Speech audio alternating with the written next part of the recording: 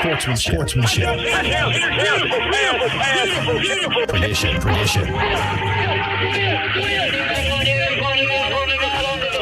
Cedartown High School football is on the air.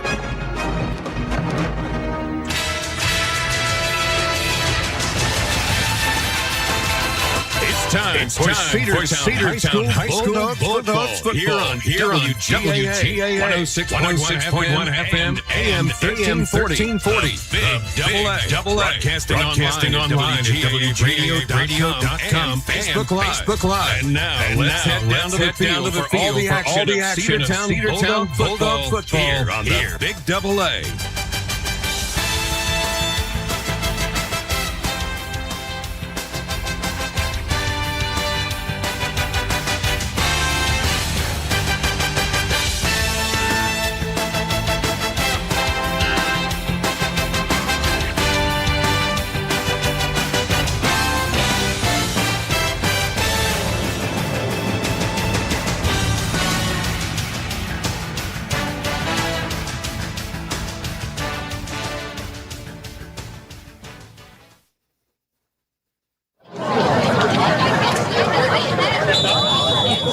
Ladies and gentlemen, welcome into Cedartown High School Bulldogs football here on the Big Double A and our pregame show of our first and only preseason scrimmage. Andrew Carter along with Sam Branch on the sidelines, and of course Frank Burgess and Joe McClendon will be joining us here in just a few moments.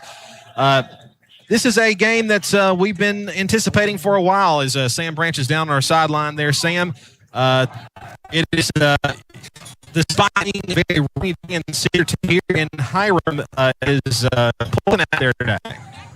Yeah, it's not bad at all. Temperature right now here, just 15 minutes or so before kickoff. We're looking at about 78, 80 degrees down here.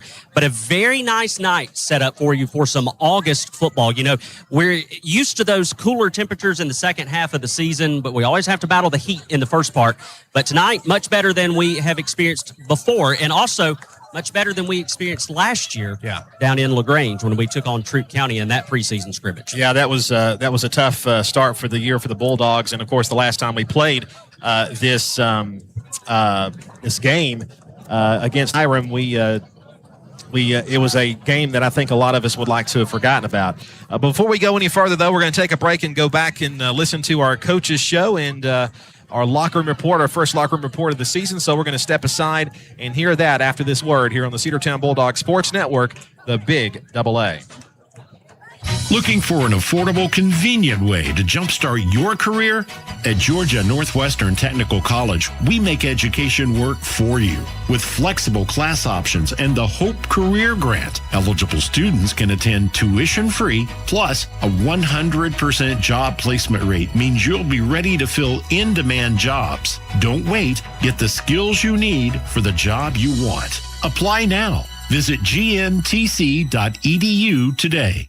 Petro's Restaurant in Cedartown, Georgia offers a variety of tastes to please you. Pizza, pasta, delicious hamburgers, big, thick, juicy steaks, and seafood. Petro's Restaurant offers this and much more. Petro's has been serving good food with good service in a clean environment for over 30 years. So sit back and relax and let Petro's do the rest. Save 10% with your game ticket all weekend when Cedartown plays at home. Call them at 770-748-0072. And Tommy and Terry Marangaka say, Go Bulldogs! The caring and experienced professionals at Smith & Miller Funeral Home are here to support you through your difficult time. We offer a range of personalized services to suit your family's wishes and requirements. You can count on Smith & Miller Funeral Home to help you plan a personal and lasting tribute to your loved one. Our number 678-901-1234. Visit us online at smithmillerfh.com. Smith & Miller Funeral Home, honoring life and celebrating memories.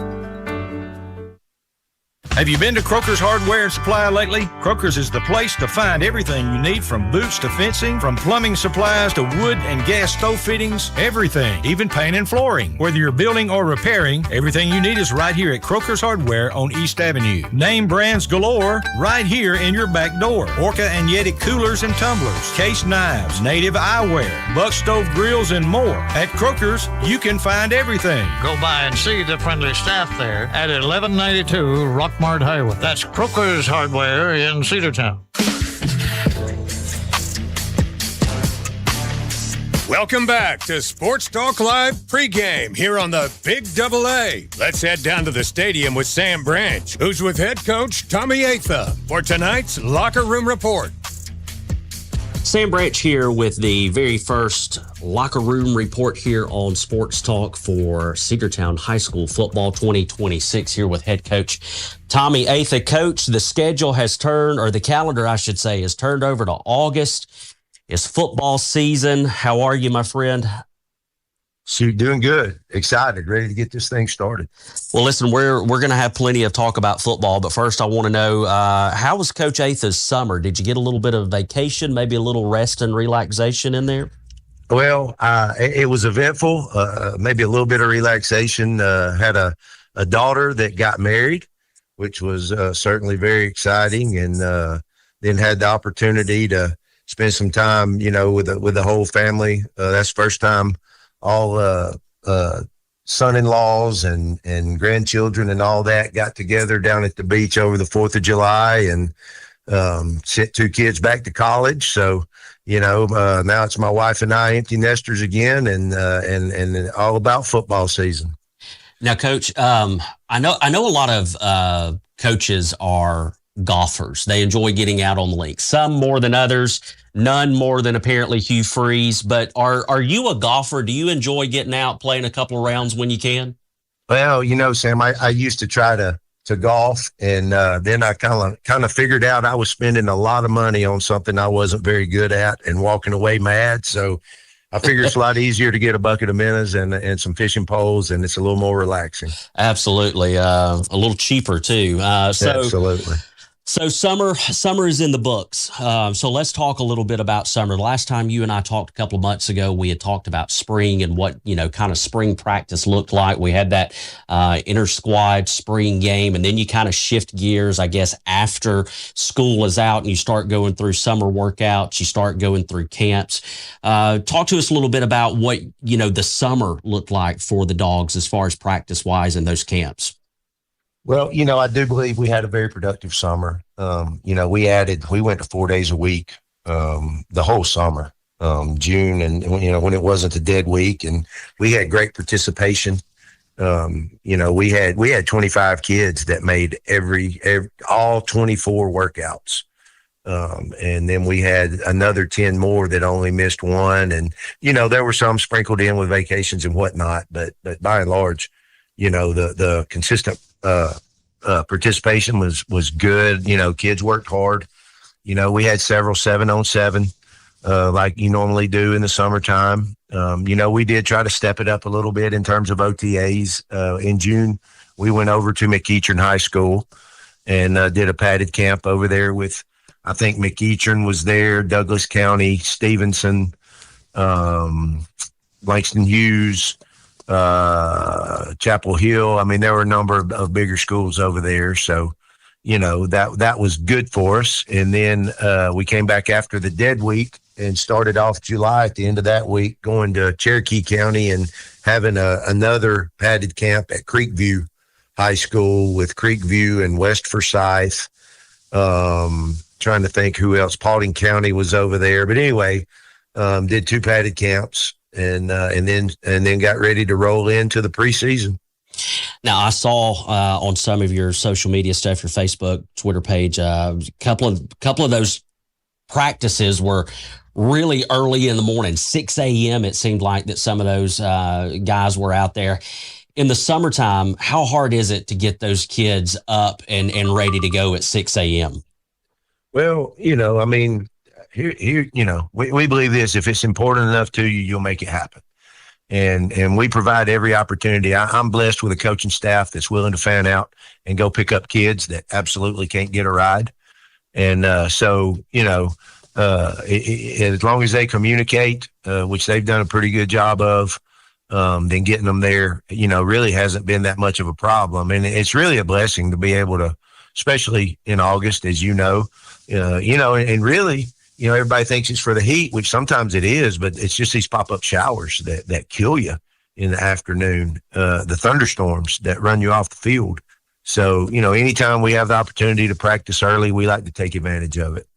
Yeah, it definitely seems like that Georgia turns into the Florida Keys around August, and you just know that you know it's almost going to be daily. And if it's not daily, you're at least a couple of times a week where you're going to run into those afternoon thunderstorms that are going to bring on some rain. But also, a lot of times, they'll bring that thunder and lightning in there and run you off. So let's talk a little bit about the kids. What's the biggest change so far that you've seen in the kids from the end of last year to now, getting ready to start this 2026 season?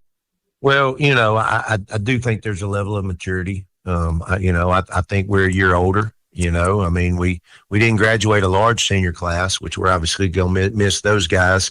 But we had a number of guys that got game experience. And so, I think, I'm optimistic that we're a more mature football team, which hopefully will allow us to eliminate a lot of the mistakes we made last year, to do a better job of ball security, to do, really everything better, on the field. And then, we've got better leadership in the locker room. And so that's certainly been a good thing as well.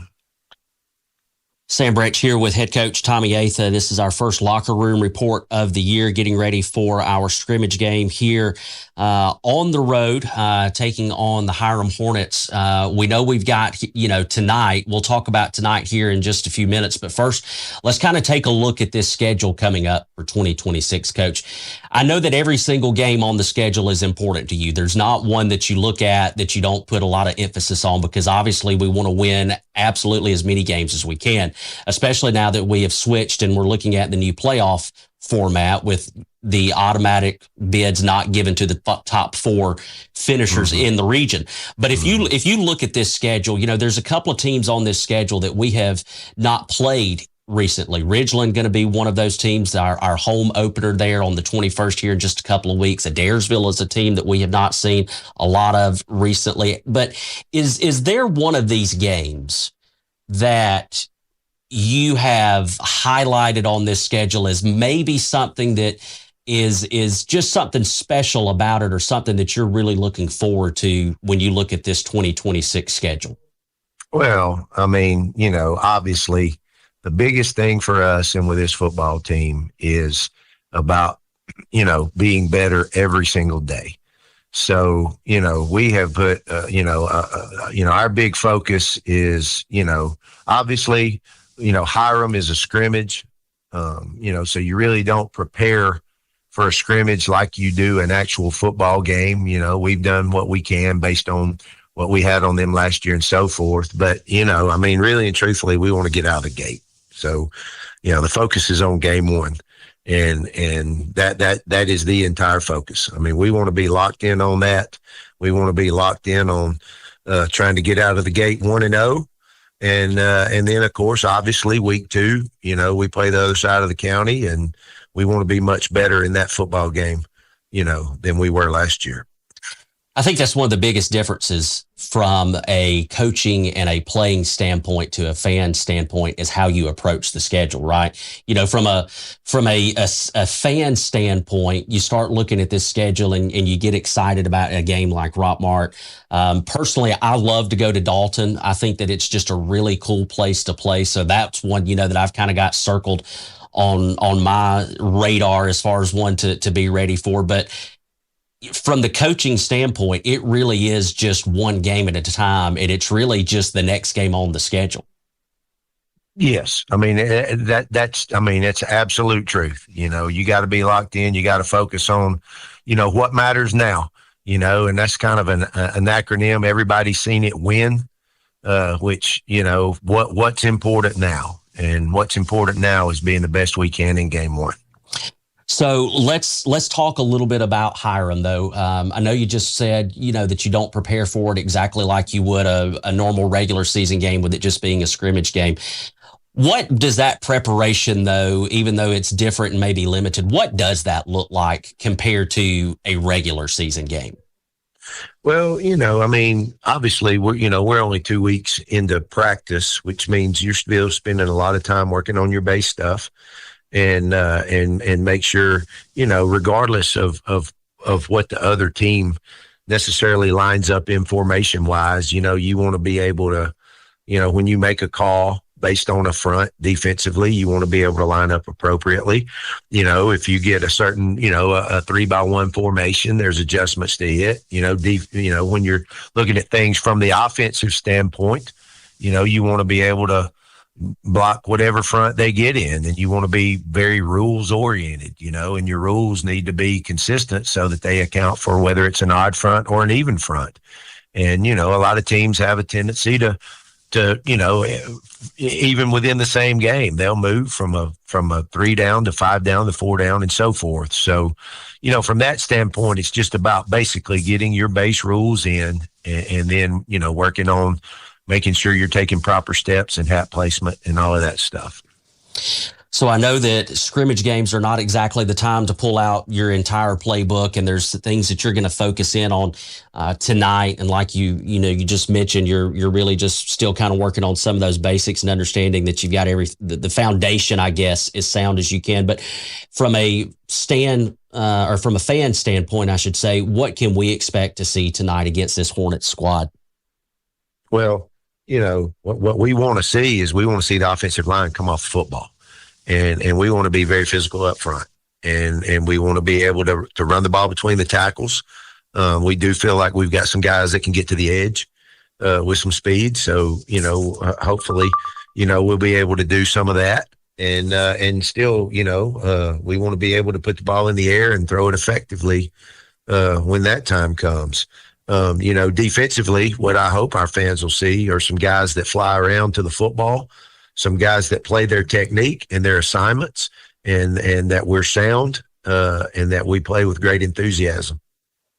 Hoping for a better weather night tonight than last year when we were on the road for that scrimmage. And I think we ended up, I mean, what, a 2.5 hour delay, I think, before we finally got to play football. And it was late before we made our way back to Polk County, but hopefully for some better weather tonight. Last question, Coach. I know that, you know, you guys are just a couple of days into the school year starting. And so a lot of the buzz and maybe excitement on top of the hill there at Frank Lott Drive is just, you know, around the start of school. I can tell you from a fan perspective, though, and from somebody that's out in the community gets excited about the start of school, but that's because we're excited about the start of football season. Is that same buzz starting to kind of circulate around the halls at CHS? Can you see students starting to get excited and ready for the season? Oh, I think so. I do. Anytime I walk down the hall, you know, there'll be kids that are not football players wanting to know when the first game is it at home? I've tried to spend some time this summer getting around and going up, and when the band's up there practicing in the heat and going up there and telling them how much we appreciate them, and the cheerleaders are hard at work down there in the girls' field house. And so, you know, I think there's a buzz in all three of those. And I certainly know there's a buzz with our guys that are excited and ready to get out on the field. Well, Coach, I can tell you that we're excited as well. The radio station crew, we've probably been talking about the start of football since about May. You know, I'm one of those guys now. I love baseball season. You know, I'm excited for baseball season every time it comes around. But really, after the turn at the All-Star break, I could almost feel it. It's just a sense of, okay, we've had, you know, a first half of the season of baseball. Now it's time to start looking at football. So I can tell you that we're all excited about it as well, ready to get this season started, ready to see what these kids are able to do. And I think just, you know, excited about the growth and excited about year 2 of Tommy Atha football here at CHS. Coach, good luck tonight. Looking forward to it. You and I will dive, a lot deeper into some stuff as the weeks roll along and as we get ready for Ridgeland. But hoping for a good game tonight, and good luck out there, and I'll see you out on the field. Hey, thanks a lot, Sam. Go Dogs. Thank you, Coach Atha. All right, guys, going to send it back up to the booth. We are just a few minutes away from kickoff of the 2026 scrimmage here for CHS football on the road tonight, taking on the Hiram Hornets. We'll be back right here on the Big AA, AM 1340, WGAA, as well as 106.1 FM, the home of the Cedartown Bulldogs. You've been listening to the Locker Room Report with head coach Tommy Atha, right here on the Big Double A. Stay tuned. Our pregame show continues next as we head up to the booth with more here on the Cedartown Bulldogs Sports Network. Looking for a good used vehicle? Don't go out of town. Come see the folks at Dingler Motor Company, 526 North Main Street. Bad credit, no problem. Dingler Motor Company can get you back on the road in no time with their in-house financing. Top quality pre-owned late model cars, trucks, and SUVs. Stop by and check out their wide selection at 526 North Main Street across from Livewire Surplus. Call them at 770-748-0906. Search them on Facebook at Dingler Motor Co. That's Dingler Motor Company. Let's get back to Cedartown Bulldog football on the Big Double A.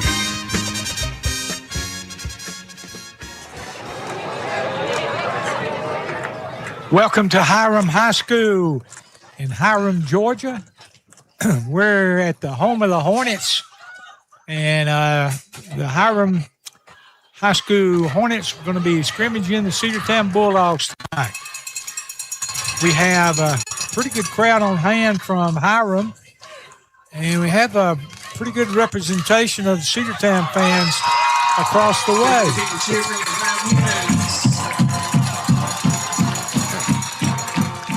And that's Hiram running onto the field right there.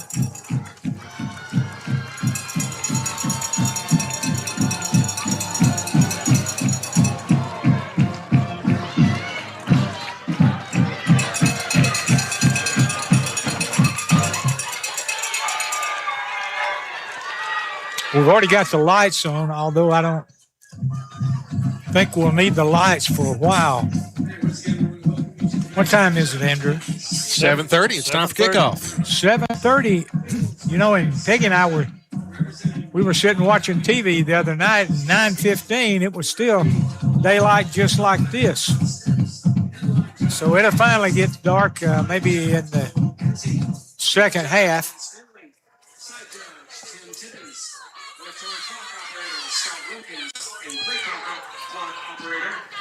All right, I think Hiram's going to kick off to Cedartown. Real quick, the weather here a lot nicer than it was in Cedartown today. You got sunshine and blue skies out here. It was raining and gloomy where we came from, so definitely a much better weather condition than we left. Yes, it is. Hiram in the purple jerseys with gold pants, gold helmets. Cedartown in their white jerseys with the silver breeches and silver helmets. All the quarterbacks will be wearing opposite colors. It's no-touch football in this scrimmage format.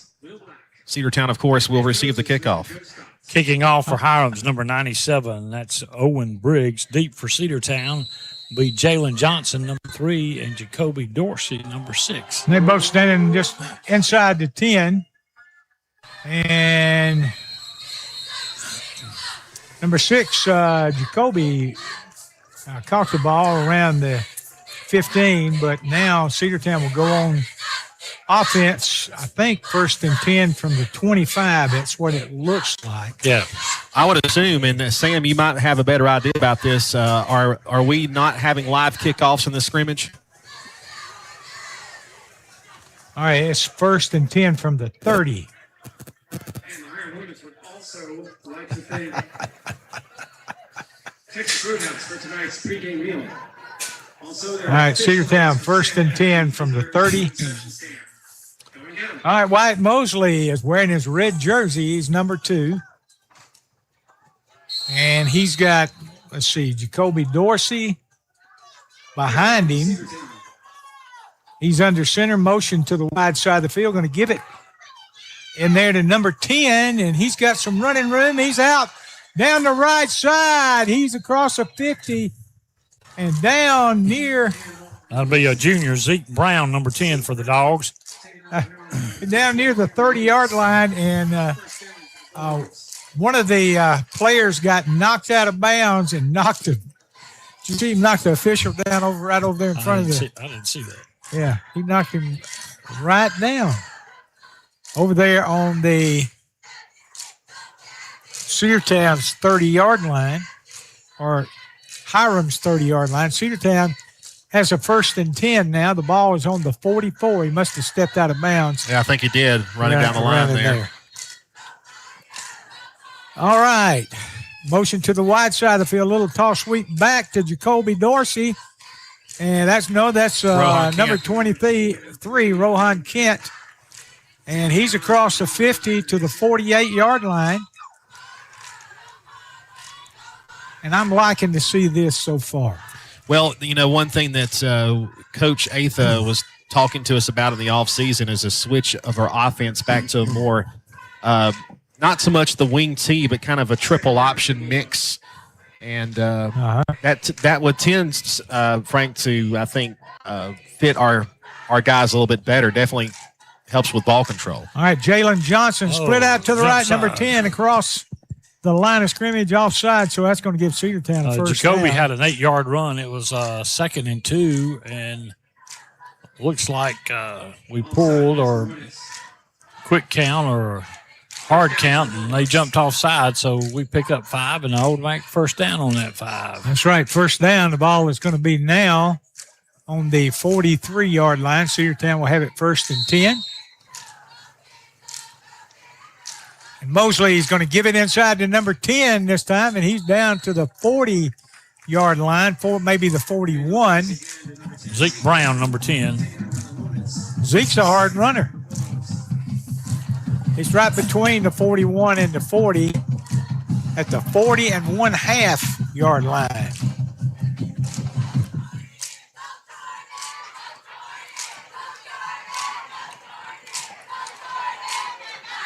All right. Number 6, Dorsey's to the left. Rohan Kemp to the right. Ollie West is the tight end to the right. Going to give it in there to number 6. And he's got some running room. Made a man miss outside, and he got the ball down here, the 35-yard line. That's once again their number 6, Jacoby Dorsey, there on the run. Actually, he got it right to the 35. So it's going to be 3rd down, I believe. 3rd and 2. On the yardage there, inside Hiram territory. Bulldogs with a pretty good sustained drive so far. Number 10 goes out, Zeke Brown. Number 1, Chris Johnson comes in for Cedartown. Rohan Kent split out here to the left. And Mosley is going to give it back inside on a little counter to number 6, Dorsey, but I think he's going to be short. Yeah. It's going to be short just a little bit. He got it across the 35, down in between the 33 and the 34. He had to get to the 33. They're going to put it right on the 34. Here's some of the offensive linemen. We got number 54, Max Garcia. He's a senior. Number 56, Eli Carter, a senior. Number 57, Grayson Dugan, a senior. Sideline warning on Hiram. Number 59, Jaden Dowda. Jaden is the center, Joe. Yeah, and number 65, Levi Feenstra. And number 66 is Aiden Galloway. You know, Jaden he's quite a man down there. All right, they give it to number 1, Ollie West, and Ollie's got a first down. He's inside the 30. No, that's Chris Johnson. And he's inside the 30 down to the 28-yard line. 8:57. You know, they had Chris playing the tight end last year, and Coach Atha told me they were going to put him at fullback some this year. And that's what they did. Then put him at fullback, and he picks up a first down. Ball is on the 28-yard line. Cedartown 1st and 10. Okay, Ollie West moves to the left. Going to give it to Rohan Kent. Rohan is in the secondary. He's broken free, and he's in for the touchdown. 33-yard run. You see any flags? Anybody see a flag? I don't see a flag. I don't see a flag. That's a touchdown for Cedartown with 8:50 to go here in the first quarter. That was a good drive, gentlemen. Yes, it was. I don't think we threw the ball, did we? No. But we split out in a wide out a couple of times. so we could have thrown the ball. Number 80, Branson Adams in there to kick the point after. There's the snap to hold the kick. It's up. Ooh. And it's good. Well, that extra point went 50 yards, Frank. You know, it went over the fence back there, Joe. Young man's going to have to jump over the fence. No, somebody's going to get it for him. Well, Cedartown leads 7-0 here in the first quarter. We'll take a 60-second timeout and be back with the kickoff. Are you ready for steel equipment, that is? At Croker's Hardware in Cedartown, we've got all the steel equipment. Blowers and shredder vacs, chainsaws, augers and drills, trimmers and brush cutters. We're very proud to be a retailer for the steel product line. As an independent dealer, we can provide many services that the big box chain stores just can't match. Our friendly and knowledgeable staff is always ready to help you select the equipment that meets your specific needs. So call Croker's for a steel today. That's 770-748-4842 to learn more about steel in Cedartown. Hey, football fans, this is Representative Trey Kelly, and you're listening to Cedartown Bulldog Football on WGAA Cedartown. I want to wish all the players, coaches, band members, and cheerleaders a safe and successful season. You've worked hard to represent us on the field, and I'm proud to represent you in the Georgia House of Representatives. Again, this is Representative Trey Kelly, and I want to thank you for listening to the Big Double A. Go Dogs! Paid for by Kelly for House. Let's get back to Cedartown Bulldog football on the Big Double A. Okay, number 80, Branson Adams, going to kick it off. Branson is a junior. And there it goes. He kicks it off. Man, look at that thing go. It's down to the 2-yard line. Young man had it at the 2, and he was going to bring it back. But that was a great kickoff there by Branson Adams. Yeah, that is a fantastic sign there. Branson Adams coming back from last year, and he really was putting his toe into the ball right there and drove it deep. Of course, in this scrimmage, as we mentioned before, the Dogs and Hornets are both not running kickoffs. Kickoffs are not live, and punts are not live. But a good job. They will be in 2 weeks. They will be live against Rockmart in 2 weeks. Well, we got Ridgeland first, then Rockmart after that. Rockmart will be week 2, the season starting on the 21st. So Hiram will be on offense here to start. Number 15 is Carmichael. And they give it to the tailback. That was Gavin Dixon, number 1. He's across the 30 out to the 33-yard line. Taking down number 51, Cash Graham. We need to get familiar with these kids on defense.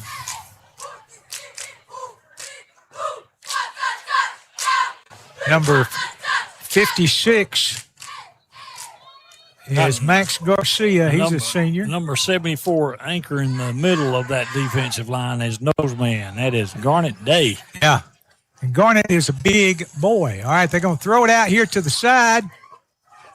And he's across the 40 out to the 42 or 3. Yeah, we were diving toward the runner there as he was going out of bounds. I think they're going to get us for a late hit. We'll see what the call is. Yeah. It's probably going to be they're going to wave it off. Well. I thought they might have been a little hasty in throwing the laundry there. I thought so too, because I think they made contact before going out of bounds.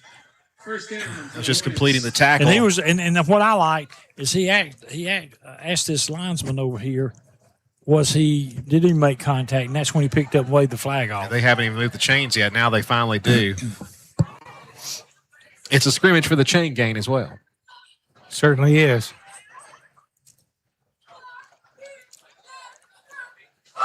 All right, Carmichael is back in the backfield with him. One man split out to the left, going to give it into number 1. And he's going to be hit right at the line of scrimmage. Your big man got him, Joe. Garnet Day. Yeah, Bryant Waddell there to finish him off as well. Another run there by Dixon, the senior running back there for Hiram. But No go on that one. Ran into a wall of dogs. And, it'll be 2nd and 10 and no gain on the play. 7:23 to go here in the first quarter. Cedartown 7, Hiram nothing. Cedartown scoring on their first drive. Is Will Worthington, is he number 55? No, over he's there? number 40. Well, he's not in there. He's not dressed out tonight. No. Okay. Slot to the right, and he's going to throw it over his head out of bounds. Pass intended for number 25, Braylon McCaffrey. Incomplete. Yeah, good coverage there. Our front was able to rush the quarterback, and he had to throw that one, I think, a little bit sooner than he wanted to, and just overthrew everybody, and that'll bring up a 3rd down. All right. Is that 66 over there at the right tackle? Yeah. 66. McAfee. Thank you. What number did he say? All right. He said number 25 is Waylon McAfee, and he threw it. He was out of bounds. He caught it, but he was about 4 yards out of bounds when he caught it. Brings up 4th down.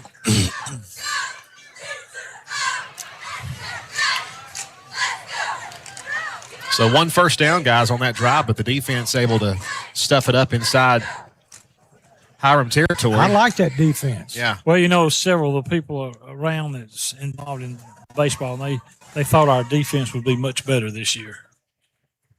I know Sam is having a little bit of an issue hearing us on the sideline, but Sam, if you have an update on Will Worthington, I don't think he is dressed out today. No, not dressed out tonight. No update yet. I'll see if I can get one throughout the game and relay that information to you guys. All right. Punting is Owen Briggs, number 97. All right, Briggs stands on just inside his 30, kicks in. That's a terrible punt, and it's going to go out of bounds inside the 35 at maybe the 33-yard line. Yep. Again, punts and kickoffs are not live, so there no returns on any of those.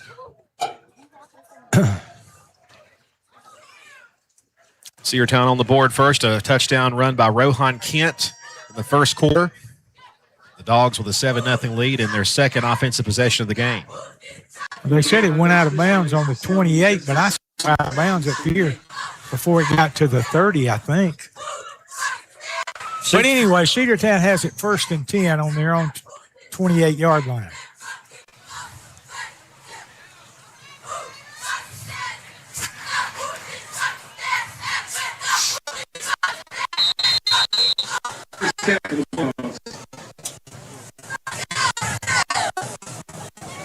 All right, let's see.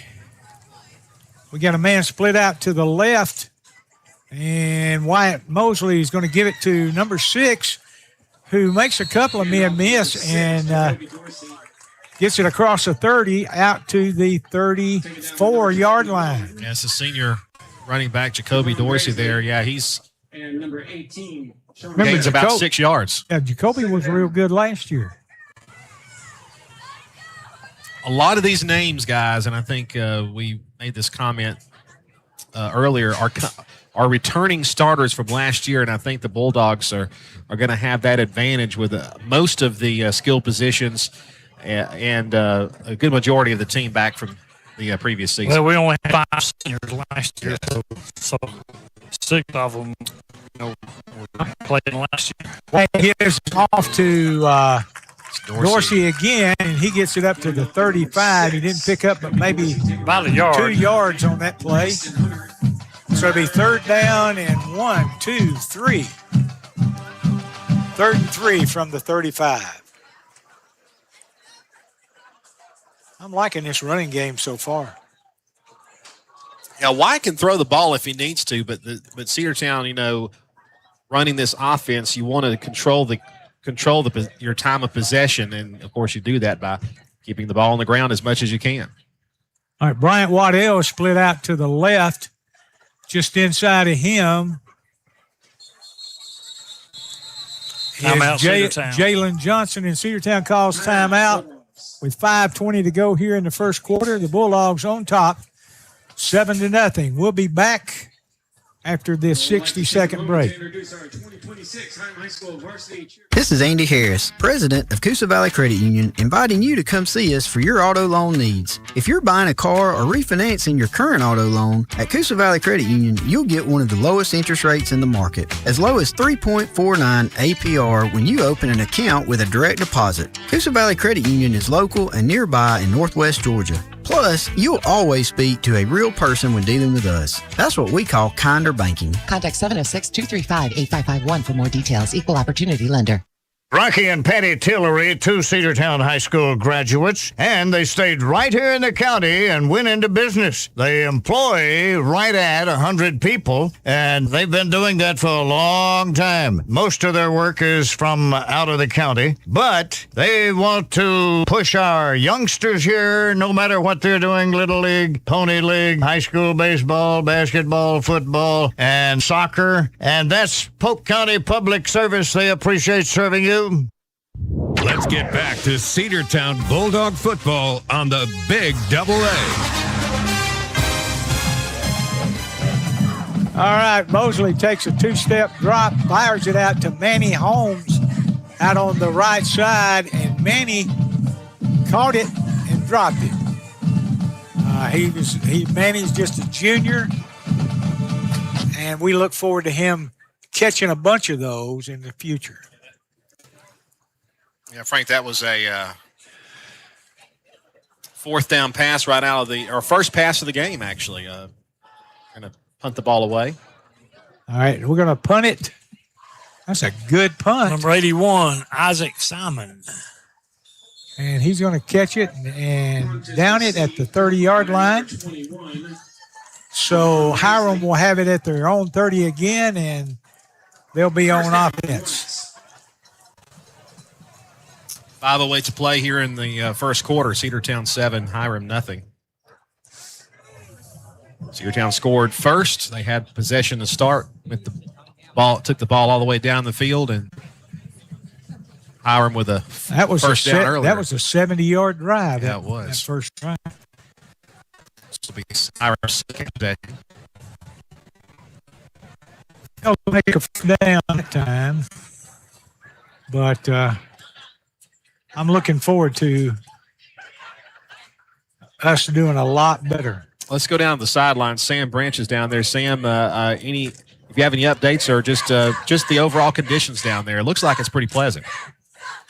Yeah, conditions are good down here on the field, guys. It is a little warmer down because of this turf field. It kind of radiates that heat. Yeah. The kids look conditioned. You know, you expect to see a little more labored breathing, I think, early on in the season, but these kids have been working all throughout the summer. They've been working out in the heat. They've been used to getting this, intense workout through the sweat and everything. And so far, everything looks good down here on the sidelines. Excited to see the kids able to sustain an offensive drive. That's a sign of better things to come. Absolutely, Sam.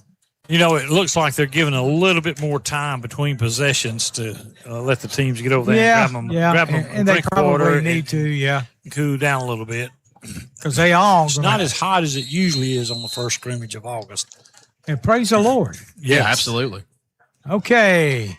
Carmichael rolls out to his right, got a man deep, and Carmichael's going to run it out of bounds. Might have picked up one or two. He didn't pick up much. They've got it marked losing two. Yeah, I think so. Ran out on the 28, so it'll be second down and 12. Well, they're marking it back on the 30, but I think the head linesman over there had it marked 2-yard loss.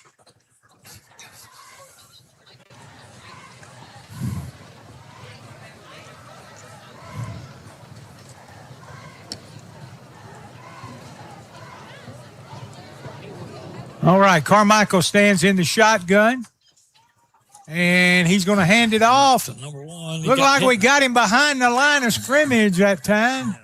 Number 1, Gavin Dixon for the Hornets. Tackled for a loss of about 2 yards, Frank, it looks like. Yeah. Gavin did get back to the line of scrimmage that time. Yard loss, yard and a half. It's going to be third down. Well, and 11. The umpire's not marking it where the head lineman is marking his foot. He's moving it up a little bit. Well, he can see better, I guess, Joe. Well, all right, Carmichael sends two receivers out to his right this time, one man out to his left. There's the snap, and we run right by him. But they touched him, and you can't tackle him, so he just touched him. Is the reason he ran by him.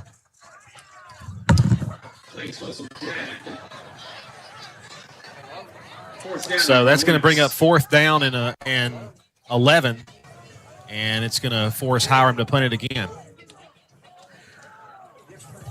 Check that. Quarterback. 7-0 lead for the Bulldogs with 3:44 to play and counting here in the first quarter. Back deep for the Bulldogs will be number 8. That's going to be Bryant Waddell. Of course, you don't return the punts. Number 97, again, punting Owen Briggs. He's a senior for the Hornets. He's going to stand right on the 6-yard line.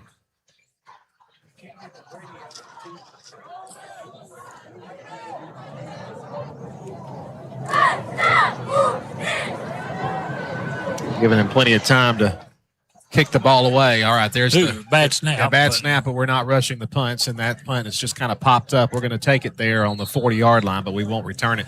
In a sense, though, that only goes a 10-yard net or 11-yard net on that one, and Cedartown's going to have outstanding field position to start this possession.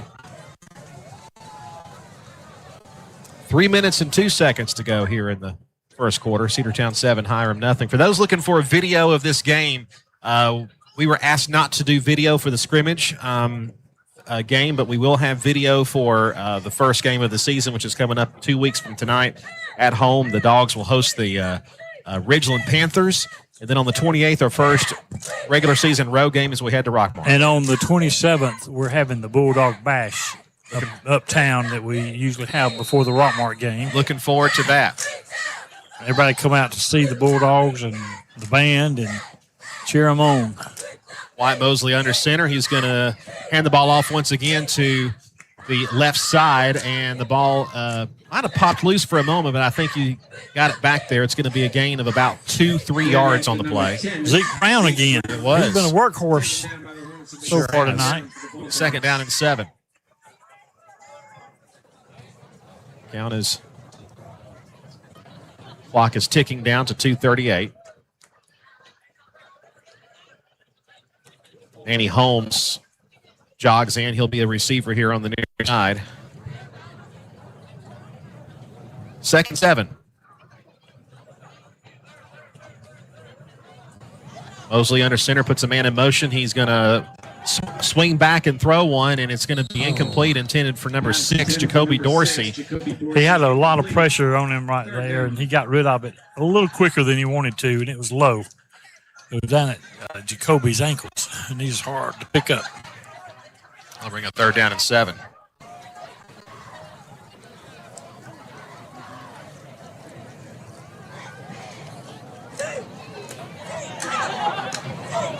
The clock stopped at 2:14 to go here in the first quarter.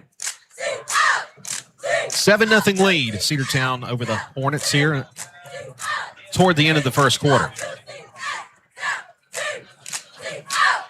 Looks like Johnson's lining up as a receiver here on the near end. And we've got a whistle, and I think we've got a timeout called on the field, and we do. Delay of game on the Dogs, so never mind. It will be 3rd down and about 12 after the delay of game. I'm looking to see if there's a... there's a 25-second play clock over there. Yes, and there is one over there. So that'll be the first delay of game penalty. Had one flag already thrown, and that was a offside penalty on Hiram. And a flag that was waved off on what could have been a late hit. 3rd down, 12 for the Dogs. Mosley under center. Everybody's in tight. And in motion to the right side. Mosley back to pass. Throws up the middle. It's a bit long, and it's going to be intercepted by the Hornets.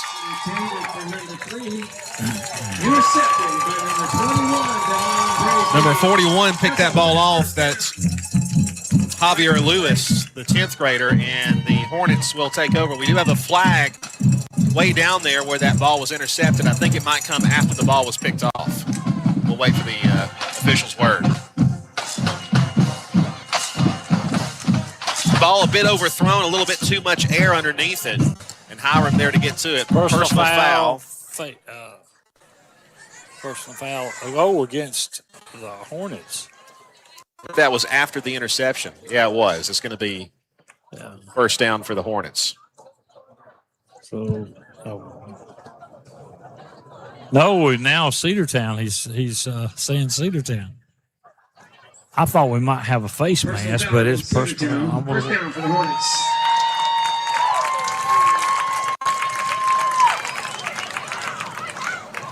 So it is a personal foul on Cedartown.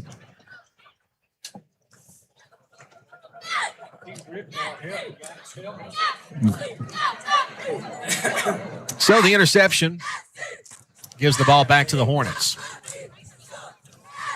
2 minutes and 5 seconds to go here in the first quarter.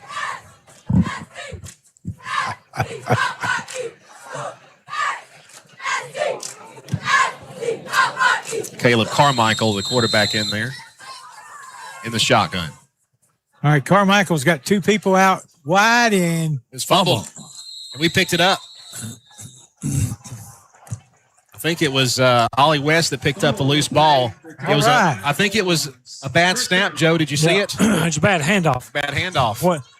They've got that guy in motion running almost into the quarterback. I saw that. And it's messing up their handoff.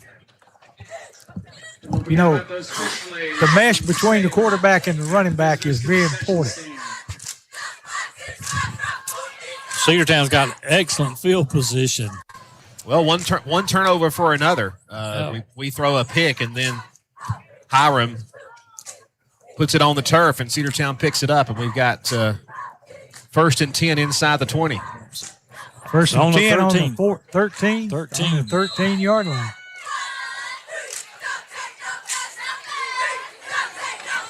Mosley's got some big old beef in front of him.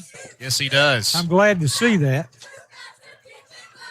All right, Mosley under center. He's going to hand it off to Rohan Kent. Rohan is going to be met in the hole for no gain. Yeah, he got swallowed up there. Marking him a yard loss. Number 23, Anthony Robinson. And number 4, Josiah Reed. Loss of a yard from the 14 back to the 15.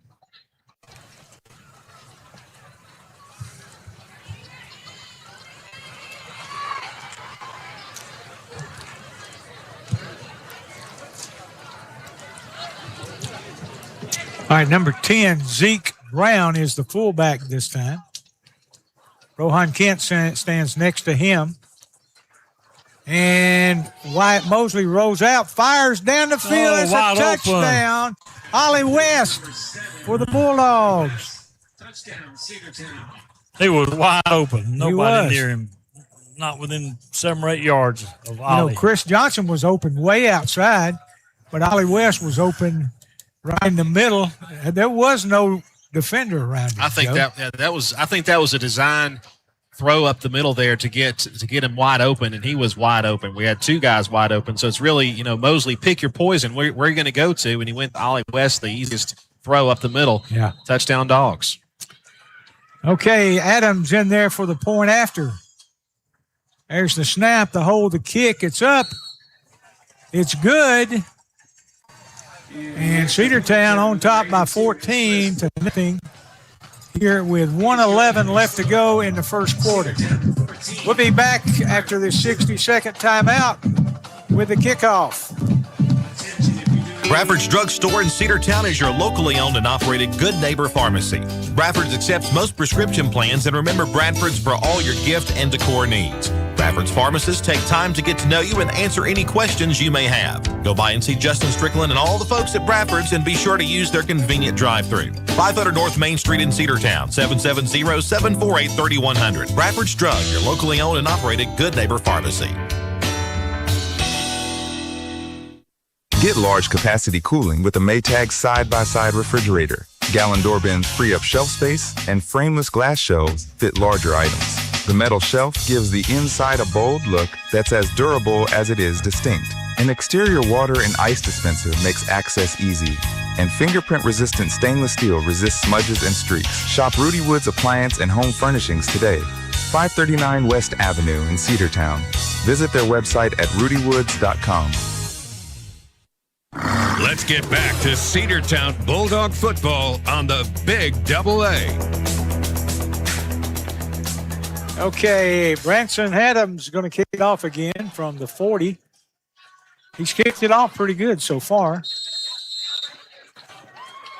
And there's a kick.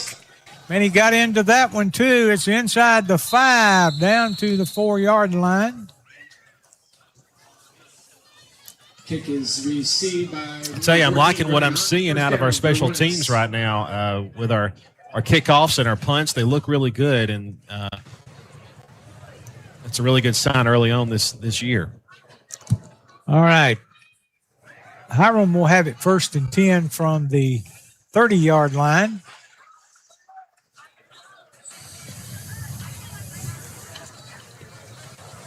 Did your mama come today? Nope. She'll be here in 2 weeks.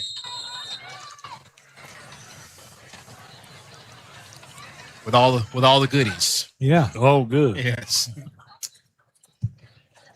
Who is that back next to Carmine, Michael? Is that number 1 or number 7, Joe?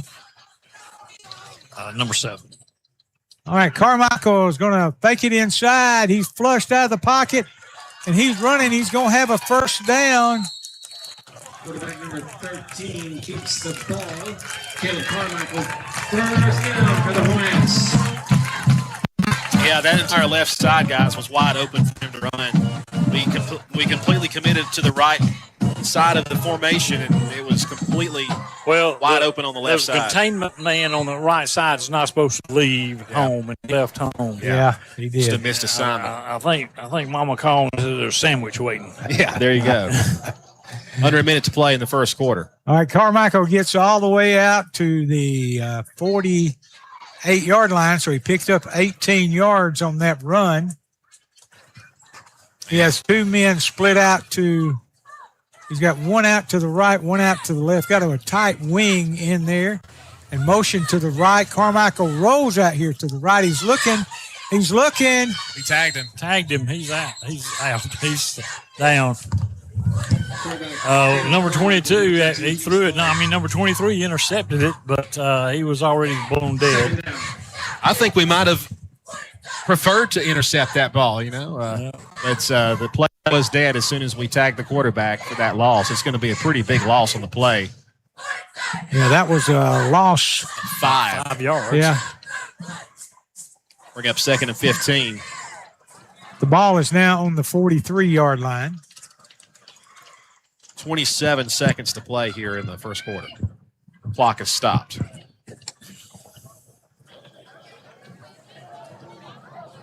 Motion, and he gives it inside to 21. He's hit at the line of scrimmage, and he falls forward for maybe 2 or 3. It's Devin Brasley. And that will probably be the last play of the first quarter as time is running out. We're at 10 seconds to go. 3rd down. And Frank, that ought to be it for the first frame. All right, the Bulldogs lead 14-0 after 1 quarter here at Hiram High School. We'll be back with the 2nd quarter after this word from our sponsors. Make the right play. Go to Peach State Ford in Cedartown today. Rush to Peach State Ford in Cedartown. Peach State Ford has a championship lineup of new and pre-owned vehicles. Peach State Ford is now open in your backyard. Peach State Ford is proud to be part of your local community. Whether you're waiting for your vehicle to get serviced, picking up a part for your vehicle, or stopping by to check out a new vehicle for yourself, Peach State Ford offers a wide range of amenities to enhance your experience. Peach State Ford in Cedartown, 2076 Rockmart Highway, 770-748-3673. Hey, it's the Border Mexican Restaurant located at 718 North Main Street right here in Cedartown. They serve a wide variety of your favorite Mexican food made fresh daily. Great food, great fun. It's great for the whole family. Come see us at the Border Restaurant right here on Main Street in Cedartown. Or you can call for takeout at 678-246-1031. The Border Mexican Restaurant is the best Mexican food north of the border. That's the Border Restaurant right here in Cedartown. Let's get back to Cedartown Bulldog football on the Big AA. All right, the management of the Border says if you come in after the ball game, all the players and the coaches get 15% off their meal during the football season. Oh! There's a pass completed up the middle there to number 8, Smallwood. But there were linemen downfield, and they didn't call it. They did not. No, there was one down further down than the receiver. Well, I guess it's a scrimmage for the officials, too. Yes, it is. Check that, 4th down. Well, the quarterback was about to get tagged, and he let go of it. Well, that's going to be 4th down anyway. They're inside Bulldog territory for the first time tonight. We'll see if they're going to go for it here. Looks like they might. 4th down and 3. Carmichael's in the shotgun and try to pull us offside by jumping. Timeout. And Hiram calls a timeout. We'll take it with them. It's 11:14 to go in the first half. Bulldogs lead 14-0 back after the 60-second break. Cedartown Automotive is your one stop for all your automotive needs. Oil changes, new tires, tire repair, brake work, tune-ups, air conditioning service or repair. Think Cedartown Automotive. The fine folks at Cedartown Automotive are serious about their job and ready to help you get your car prepared for the months ahead. So why not stop by Cedartown Automotive today on East Avenue in Cedartown? That's Cedartown Automotive. Call them at 770-749-5040 or go by and see them at 107 East Avenue in Cedartown. The Cedar Stream Company is a fully automated screen printing facility located in Northwest Georgia with the ability to efficiently and effectively distribute products all over the United States. Using the latest automation in the industry, they have the ability to process orders accurately and rapidly. Cedar Stream offers logo design, online website fundraiser stores, retail packaging, private labeling, drop shipping, and more. They handle licensed brands to your local school's field day shirts. Check out their services at www.cedarstream.com. Cedar Stream. Shirts. It's what we do. Let's get back to Cedartown Bulldog football on the Big AA. All right, we're underway. Hiram going for it on 4th down. They're going to get stuffed up behind the line of scrimmage near midfield, and the Bulldog defense holds. And Cedartown is going to take over. Great defensive stand. I mean, I'm telling you what, a host of Bulldogs in the middle of that, Joe. And Cedartown will have 1st and 10 once again inside the Hiram territory at the 49-yard line.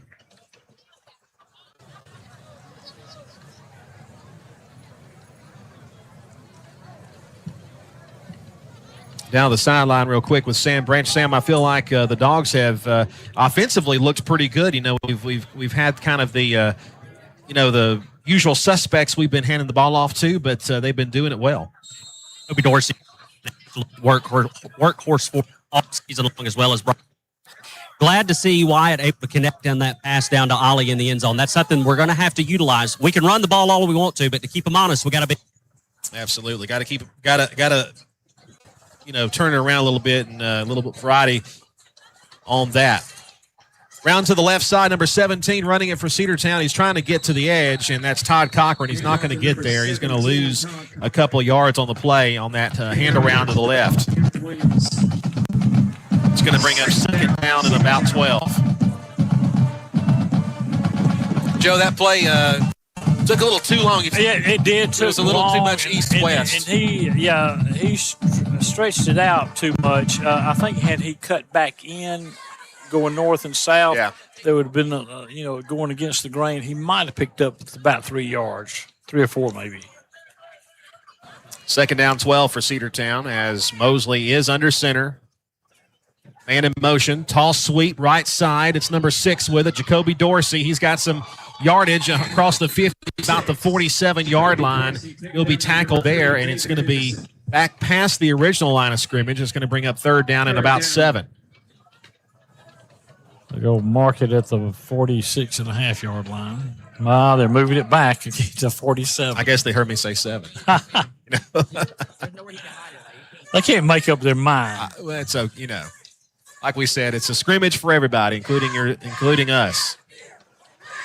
9:48 to play here in the first half of play, and Cedartown with a 14-0 lead over Hiram. Again, if you're looking for video tonight, no video, it being a scrimmage. We will have video, though, on our first regular season game. 3rd down and 7 for Cedartown. 2 receivers tight on the right side, another tight end on the left end. Snap. Mosley back to pass, gets flushed out of the pocket, and he's going to get tagged behind the line, but there is a flag on the play. Well, let's check the laundry on the field. Might be a hold, Joe. What do you think? I thought he was throwing it because the quarterback got tagged, but because I didn't see anything else going on. I think the official's going to say that. Well, he's asking the head coach of Hiram, does he want to take the penalty? Or decline it. Decline it. It'll bring It's a up hold. 4th down. It is a hold on the Bulldogs. So it brings up 4th down, does it? 3rd down. Or 3rd down. They will accept the penalty. 4th down. Nope. Are they going to pick it up? I guess they're going to pick it up. And decline the penalty. I would. Make it 4th down right there. Yep. 4th down where the play stopped. It's going to force Cedartown to punt the ball away.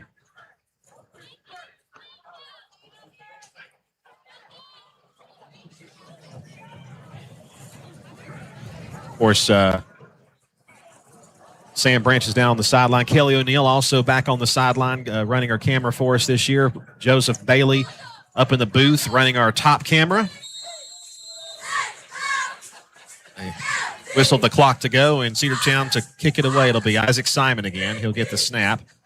And once again, He's got a good kick. Yeah, he does. Good leg on him.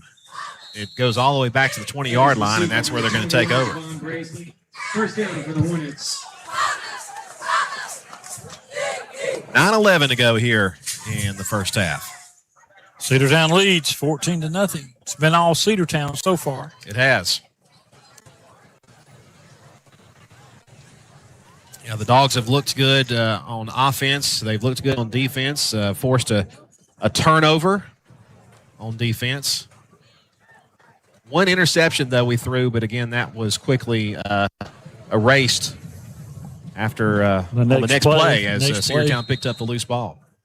So the Hornets have it deep in Bulldog territory.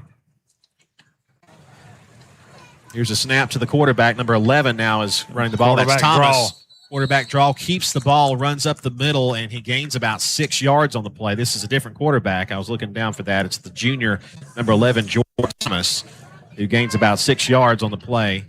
It'll bring up 2nd and 4 for the Hornets. It's kind of dangerous running your quarterback. Well, in a scrimmage, they can't tackle. Well, I forget. Once he passes the line of scrimmage, he's fair game. I was about to say. Yeah, in a scrimmage. Because one of these linebackers or defensive linemen, just has to step in his way. Boom. 2nd and 4. Thomas in the shotgun. Fumble the snap. It's still loose on the ground. Who gets to it? I think Hiram might have picked it back up. See how close that runner runs to the quarterback? Yes. And you can't make the handoff. Well, I think the handoff hit someone going by on the knee, and Hiram is very, very fortunate to get that back, and also fortunate that they only lost a couple of yards. 3rd down and 7 from the 24-yard line. They got to get out to the 31 for a 1st down. 7:45 to play. 3rd down, 7. All right, there's 2 receivers out to the left, 21 and number 3. Sprasley and Anderson there for the Hornets. All right, Hooper, Thomas, and he's looking. He's going to be touched back at the 10-yard line by Chris Johnson. Chris was, he was one-on-one with his defender, and he was able to break away and did a great job there of getting back to the QB. That's one of the things that he did so well last year. He did. Is rush the passer. Rush defense. Of course, we have just gotten used to him being a great ball player. I mean, he started since he was a freshman at Cedartown. Hard to believe Johnson is already a senior. Got a lot of really talented seniors on this team. Of course, Chris Johnson, Wyatt Mosley, Jalen Johnson. Looks like they're going to let number 13 punt this ball. Yeah. It's been number 97. It's Caleb Carmichael. I'm sorry, that's Cameron Williams, beg your pardon. Standing on the 2-yard line. Pretty good punt. It's a better punt. Yeah, about almost 50 yards. Yeah, he caught it right on the 50-yard line. That was number 8, Bryant Waddell. And the Bulldogs will have it on their own 50 with 6:38 to go here in the first half. And gentlemen, again, we made this comment before, but I've really been happy with our defense. Our defense has looked really good. I think they have too, Andrew. And the offense has been, take away one mistake. They've been good. And as far as penalties goes, that's been pretty good. We haven't had anybody jumping early yet. Hopefully that won't happen. Well, you would expect Frank's knocking on wood right now. Early in the season, scrimmage game, they might be excited and, Well, we're not back in the shotgun this year, and I think that really helps out. Hiram's going to call timeout with 6:38 to go here in the first half. We'll be back after this 60-second break.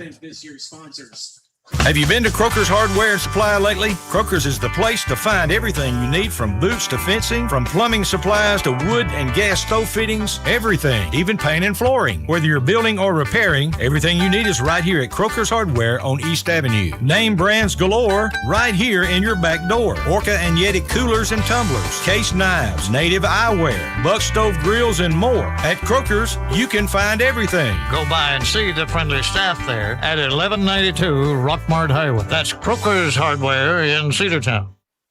Hey, football fans, this is Representative Trey Kelly, and you're listening to Cedartown Bulldog football on WGAA Cedartown. I want to wish all the players, coaches, band members, and cheerleaders a safe and successful season. You've worked hard to represent us on the field, and I'm proud to represent you in the Georgia House of Representatives. Again, this is Representative Trey Kelly, and I want to thank you for listening to the Big Double A. Go Dogs! Paid for by Kelly for House. Let's get back to Cedartown Bulldog football on the Big Double A.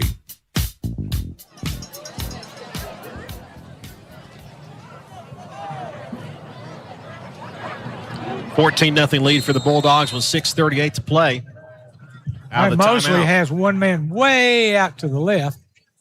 He's going to give it inside. Zeke. Number 10, Zeke. Hand off to number 10, Zeke Brown, taken down by number 4, Josiah Reed. Second down. Gains 5 on that play. Number 20 for Cedartown he blocked, that's Montavious Howard. He blocked he blocked till the whistle. All the way back to the 45-yard line. And the defensive guy didn't like it.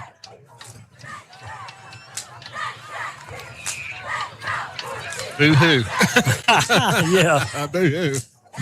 2nd and 5. All right, Mosley has 2 tight wings.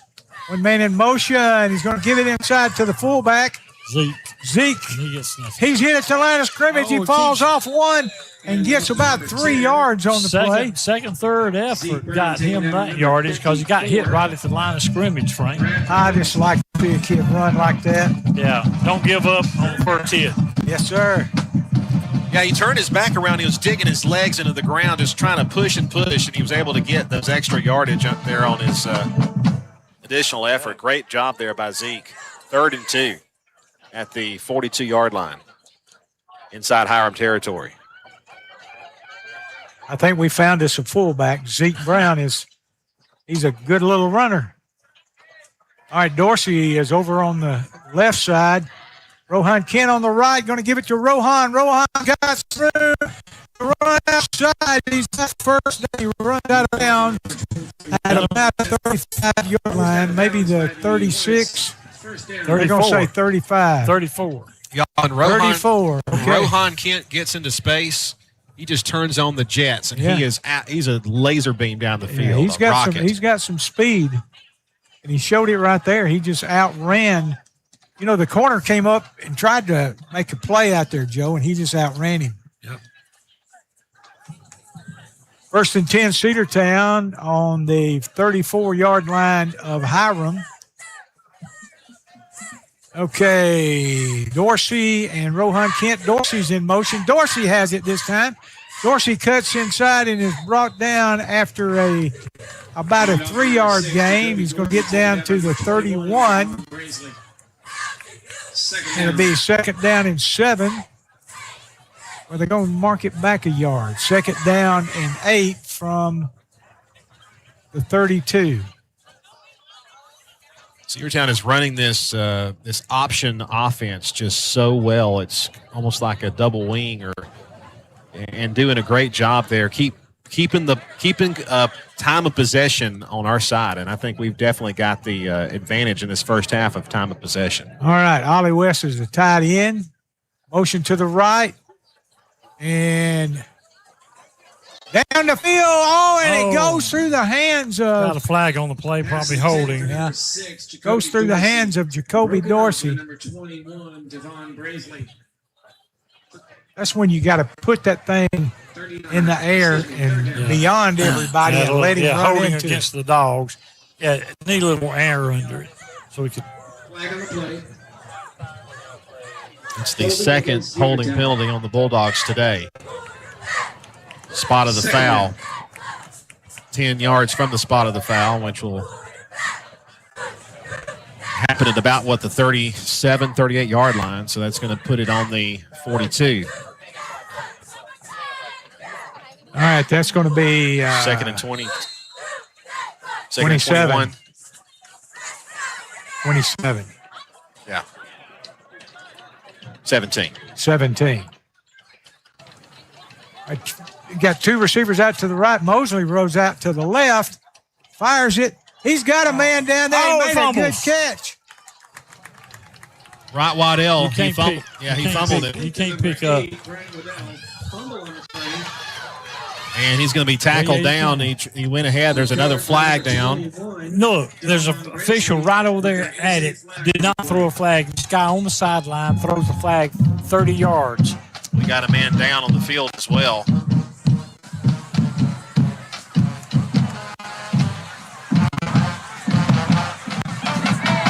I believe that's not Gallup.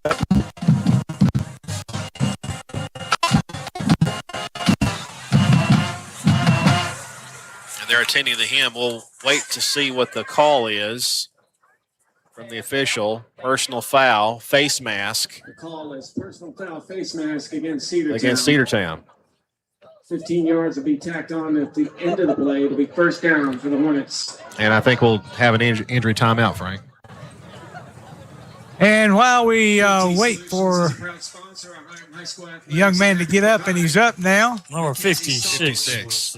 That's Eli Carter, senior. PT Solutions is able to be. And Eli was doing a good job putting pressure on the quarterback that time. Hiram High School athletes stay in the game and returning them to competition quickly and safely. Let's take a 30-second break, and we'll come back with more action after this. This is Andy Harris, president of Coosa Valley Credit Union, inviting you to come see us for your auto loan needs. If you're buying a car or refinancing your current auto loan, at Coosa Valley Credit Union, you'll get one of the lowest interest rates in the market, as low as 3.49 APR when you open an account with a direct deposit. Coosa Valley Credit Union is local and nearby in Northwest Georgia. Plus, you'll always speak to a real person when dealing with us. That's what we call kinder banking. Contact 706-235-8551 for more details. Equal opportunity lender. Let's get back to Cedartown Bulldog football on the Big Double A. All right, Carmichael is back in there. Quarterback puts a man in motion to the left, and he's flushed out of the pocket, and we were holding that guy big time as he was running. Had him by the jersey. That's going to be defensive pass interference. And that was on Manny Holmes. It's not a spot foul, is it? No, it's 15 yards from the original spot. Where are they going? Why are they going? 15 yards from the line of scrimmage. Yeah. Not Not like the pros. No, it's not like the pros. Thank goodness. So that should put it 1st and 10 at the 38-yard line?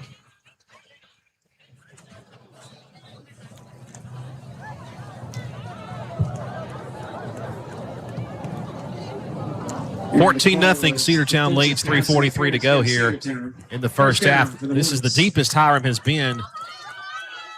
Well, and it's all penalties. That's been on all Cedartown. penalties here. They've not gained that many yards. 3:43 left to go in the first half. All right, Carmichael stands in the backfield, little counter, handed up the middle. He's broken it. And he's going to go in for the touchdown. That's number 8, right? Michael Smallwood.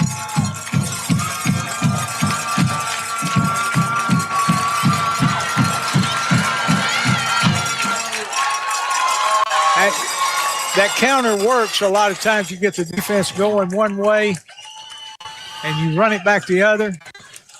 We had them all going to the Cedartown sideline. He broke it back to the other side, and he goes in for the touchdown. Was that about a 30-yard run? Yeah, it was. It was from the 38. 38. So yeah, 28-yard run. Owen Briggs in there for the point after, and it's up, and it's good. And Cedartown leads 14-7 with 3:34 to go here in the first half. We'll be back after the 60-second break with a kickoff. Rocky and Patty Tillery, 2 Cedartown High School graduates, and they stayed right here in the county and went into business. They employ right at 100 people, and they've been doing that for a long time. Most of their work is from out of the county, but they want to push our youngsters here, no matter what they're doing, Little League, Pony League, high school baseball, basketball, football, and soccer, and that's Polk County Public Service. They appreciate serving you. Bradford's Drug Store in Cedartown is your locally owned and operated good neighbor pharmacy. Bradford's accepts most prescription plans, and remember, Bradford's for all your gift and decor needs. Bradford's pharmacists take time to get to know you and answer any questions you may have. Go by and see Justin Strickland and all the folks at Bradford's, and be sure to use their convenient drive-thru. 500 North Main Street in Cedartown, 770-748-3100. Bradford's Drug, your locally owned and operated good neighbor pharmacy. Let's get back to Cedartown Bulldog football on the Big Double A. Welcome back. It is 3:34 to go in the first half. Cedartown leads at 14-7. Hiram kicking it off. And there's the kick, and it's down, caught at the 13-yard line by Cedartown. The Bulldogs will have it 1st and 10 at their own 30-yard line. They lead 14-7. with 3:34 to go in the first half.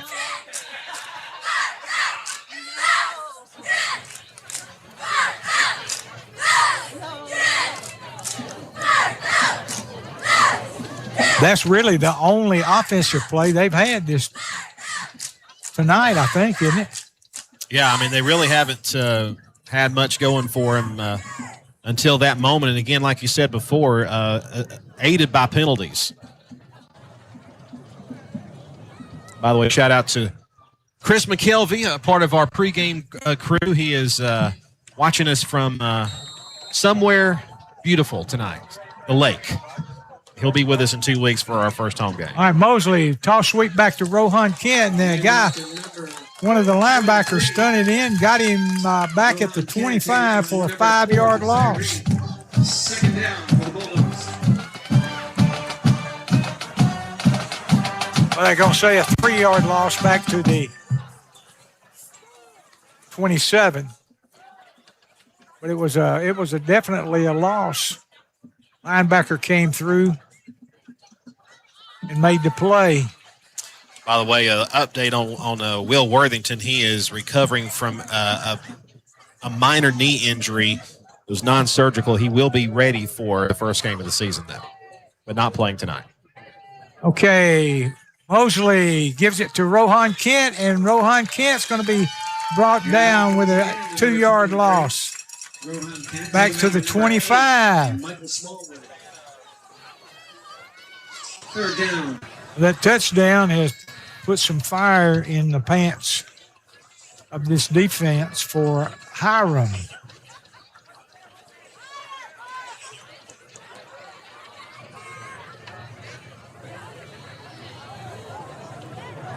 Third down and long. It's third and about 16.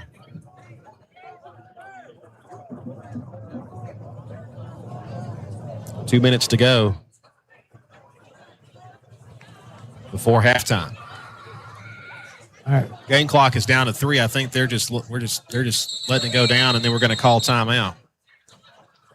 That's what we do. Cedartown calls time. Timeout. Cedartown. 1:56 to go, Frank.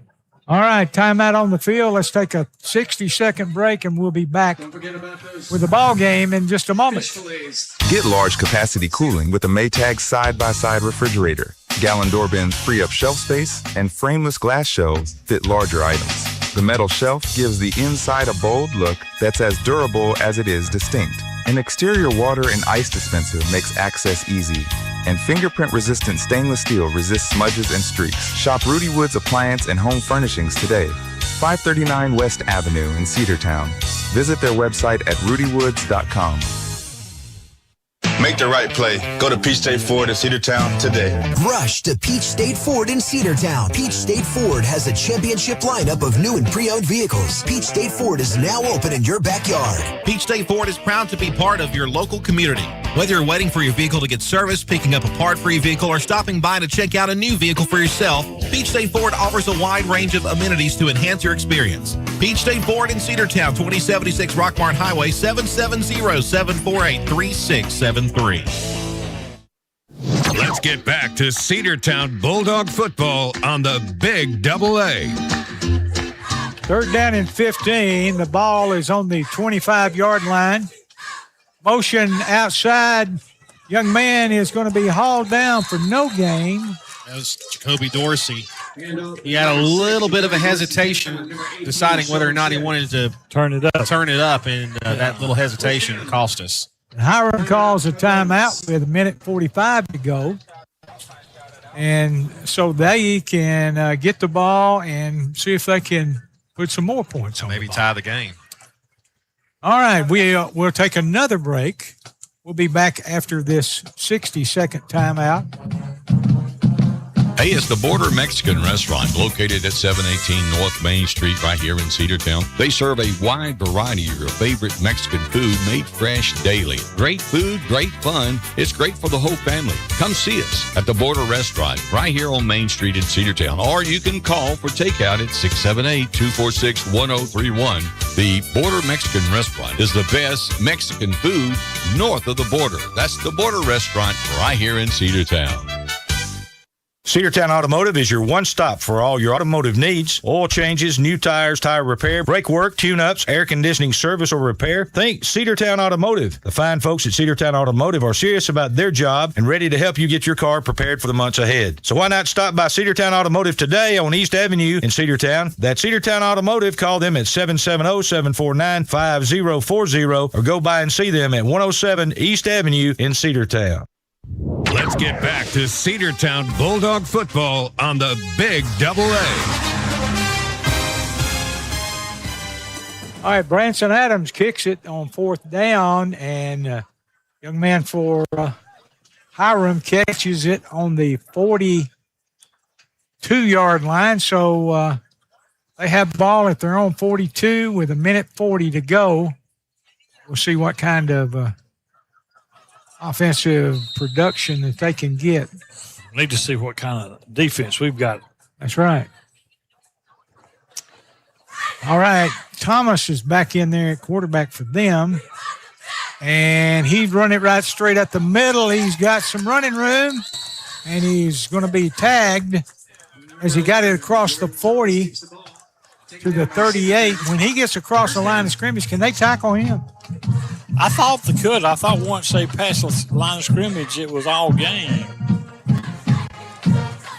Because that defensive back should have tattooed him. Yep.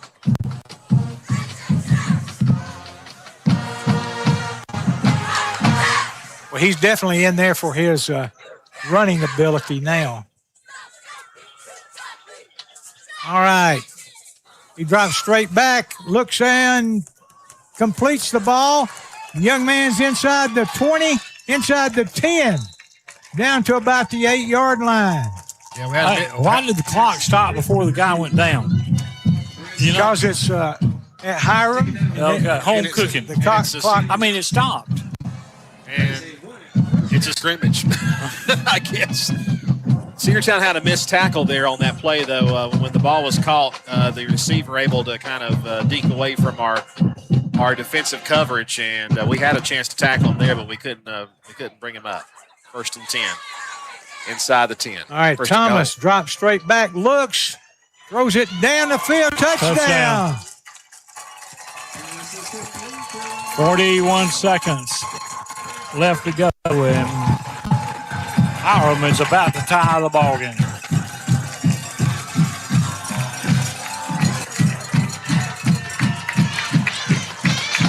That's what a touchdown would do for you. Yeah, it will. The momentum has changed, and Hiram will get the ball at the beginning of the second half. We will kick off to them.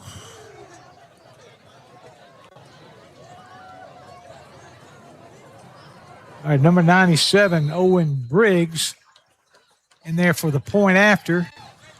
There's the snap, the hold, the kick. It's up, and it's good. With 41 seconds to go, the Bulldogs will have it at their own 30 when we return after this 60-second break. The Cedar Stream Company is a fully automated screen printing facility located in Northwest Georgia with the ability to efficiently and effectively distribute products all over the United States. Using the latest automation in the industry, they have the ability to process orders accurately and rapidly. Cedar Stream offers logo design, online website fundraiser stores, retail packaging, private labeling, drop shipping, and more. They handle licensed brands to your local school's field day shirts. Check out their services at www.cedarstream.com. Cedar Stream, shirts, it's what we do. Are you ready for steel equipment, that is? At Croker's Hardware in Cedartown, we've got all the steel equipment. Blowers and shredder vacs, chainsaws, augers and drills, trimmers and brush cutters. We're very proud to be a retailer for the steel product line. As an independent dealer, we can provide many services that the big box chain stores just can't match. Our friendly and knowledgeable staff is always ready to help you select the equipment that meets your specific needs. So call Croker's for a steel today. That's 770-748-4842 to learn more about steel in Cedartown. Let's get back to Cedartown Bulldog football on the Big Double A. Why are they kicking off from the 25?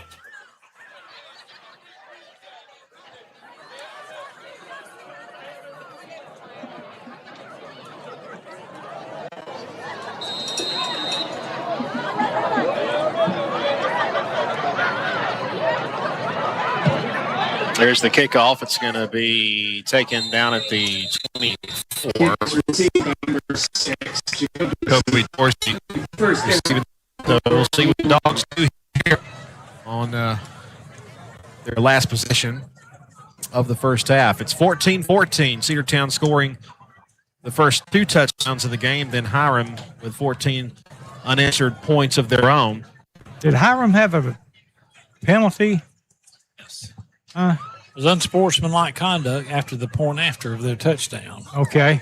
And it was a dead ball foul, so they had to be. So the Bulldogs have it on their own 45.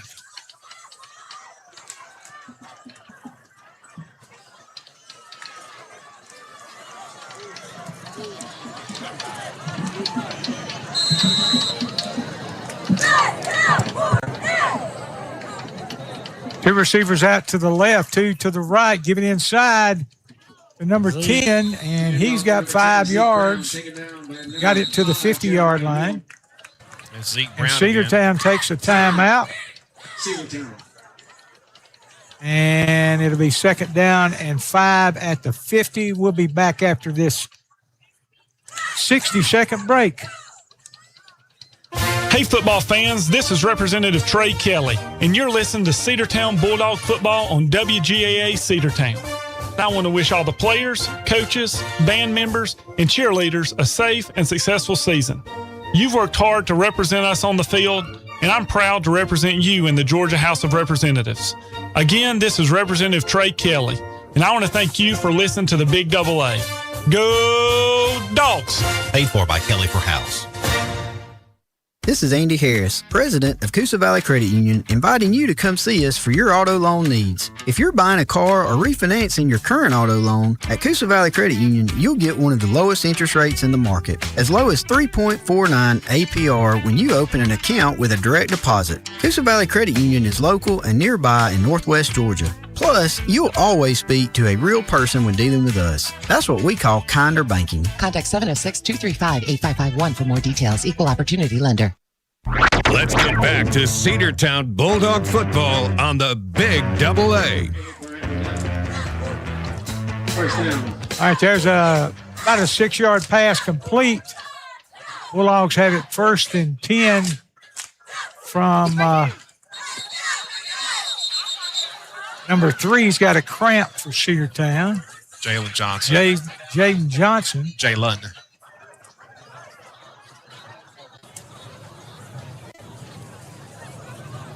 It says Jalen. Jalen Johnson.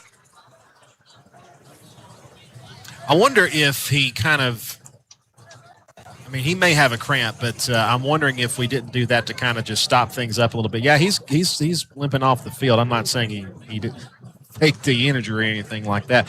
You know, in the NFL, they're really kind of cracking down on that. Yes, they are. And even in college football.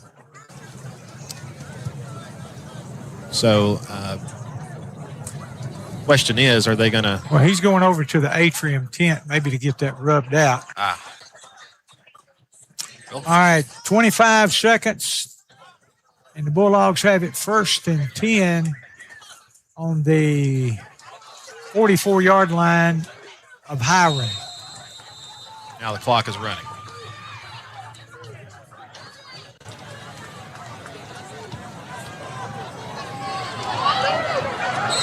Pass was complete there to Bryant Waddell on the left side.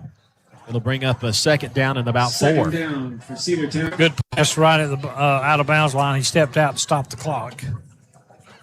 Picked up 7 yards on that play to be 2nd down and 3. The ball is sitting right between the 43 and 44-yard line.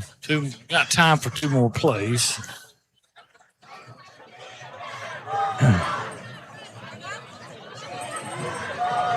Mosley. Wyatt rolls out to the right, throws it. Get out of bounds. Oh, and he fumbled the ball. And Hiram got it. All he had to do was take a knee, and the clock will stop to move the chains. Yeah. But he was only 3 or 4 yards from the out of bounds. And that would have, but it would have stopped it, but it started back immediately when the ball was set. That would have started back to the ball was snapped if he'd run out of bounds. And I think he got a cramp, which caused him to limp up and fumble the ball. I think that's what he was trying to do. He was trying to head to trying to find a lane to get to the out of bounds part, and I think he just didn't have anything. And when he was turning around, the defender was right behind him. Well, that's when he should have known to get out of bounds over here on this sideline to stop the clock. First and 10 for Hiram after the turnover. With 5 seconds to go here in the first half.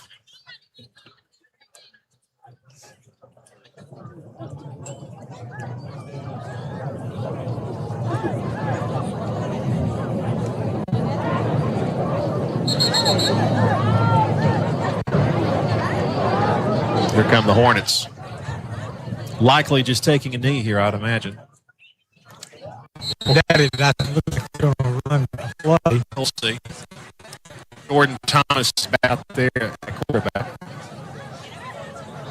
Got 2 wide receivers, 1 man way out to the left, 2 men to the right, and got a flag. No good. Incomplete. Pass. Pass complete, number 18, Sean And that's Shedd. it for the end of the first half. It's a defensive penalty. It won't be holding against him. So that's it. That's a half. That's the end of the first half. And your score, Cedartown Bulldogs 14 and your Hiram Hornets 14. All right, it's time. It's halftime here at Hiram Field. We'll be back after this 2-minute break. Eliano's is known for their great coffee. Just the right pick-me-up to start your day out right. But that's not all. Eliano's has delicious breakfast items like egg bites and grit bowls that are becoming very popular. And if you're in need of a midday pick-me-up, they have Red Bull that can be mixed with any of their beverages. They also have smoothies that taste great. Stop by Eliano's in Cedartown today on North Main Street next to Regions Bank. That's Eliano's. More than just great coffee. This is Brad McFall of the law firm Gammon McFall Villarreal, which has been serving the Cedartown and Polk County community continuously since 1970. Wright Gammon, Brad McFall, Brian Villarreal, and Wayne Gammon are available to handle your legal needs. We specialize in problem solving in a variety of fields, including domestic relations, personal injury, workers' compensation, and criminal defense. Look us up at gmvlawfirm.com or 770-748-2815. Cedar Valley Golf Course has been the place to play golf in Cedartown and Polk County for 100 years. Locally owned and operated since 1924, Cedar Valley Golf Course offers 18 holes of some of the most beautiful fairways and greens in the area. Cedar Valley Golf Course is a proud supporter of the Cedartown High School Bulldogs and the greater Cedartown and Polk County region. Call today for tee time, 770-748-9671. Located just south of Cedartown at 1811 Buckhannon Highway. Cedartown's original golf course, celebrating 100 years. Cedar Valley Golf Course.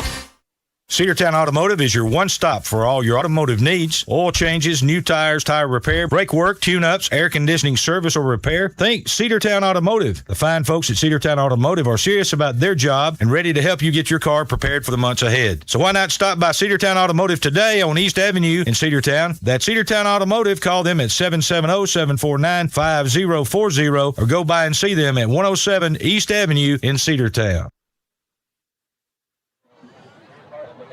Welcome back to halftime. Cedartown and Hiram are tied 14-14. Andrew Carter along with Sam Branch with you here on our halftime report. Sam, as we go down to you, Cedartown with a good start in that first quarter. We scored the first couple of touchdowns. Then that second quarter, things got a little sloppy down there, and Cedartown with a few turnovers. Hiram was able to tie it up late in the first half.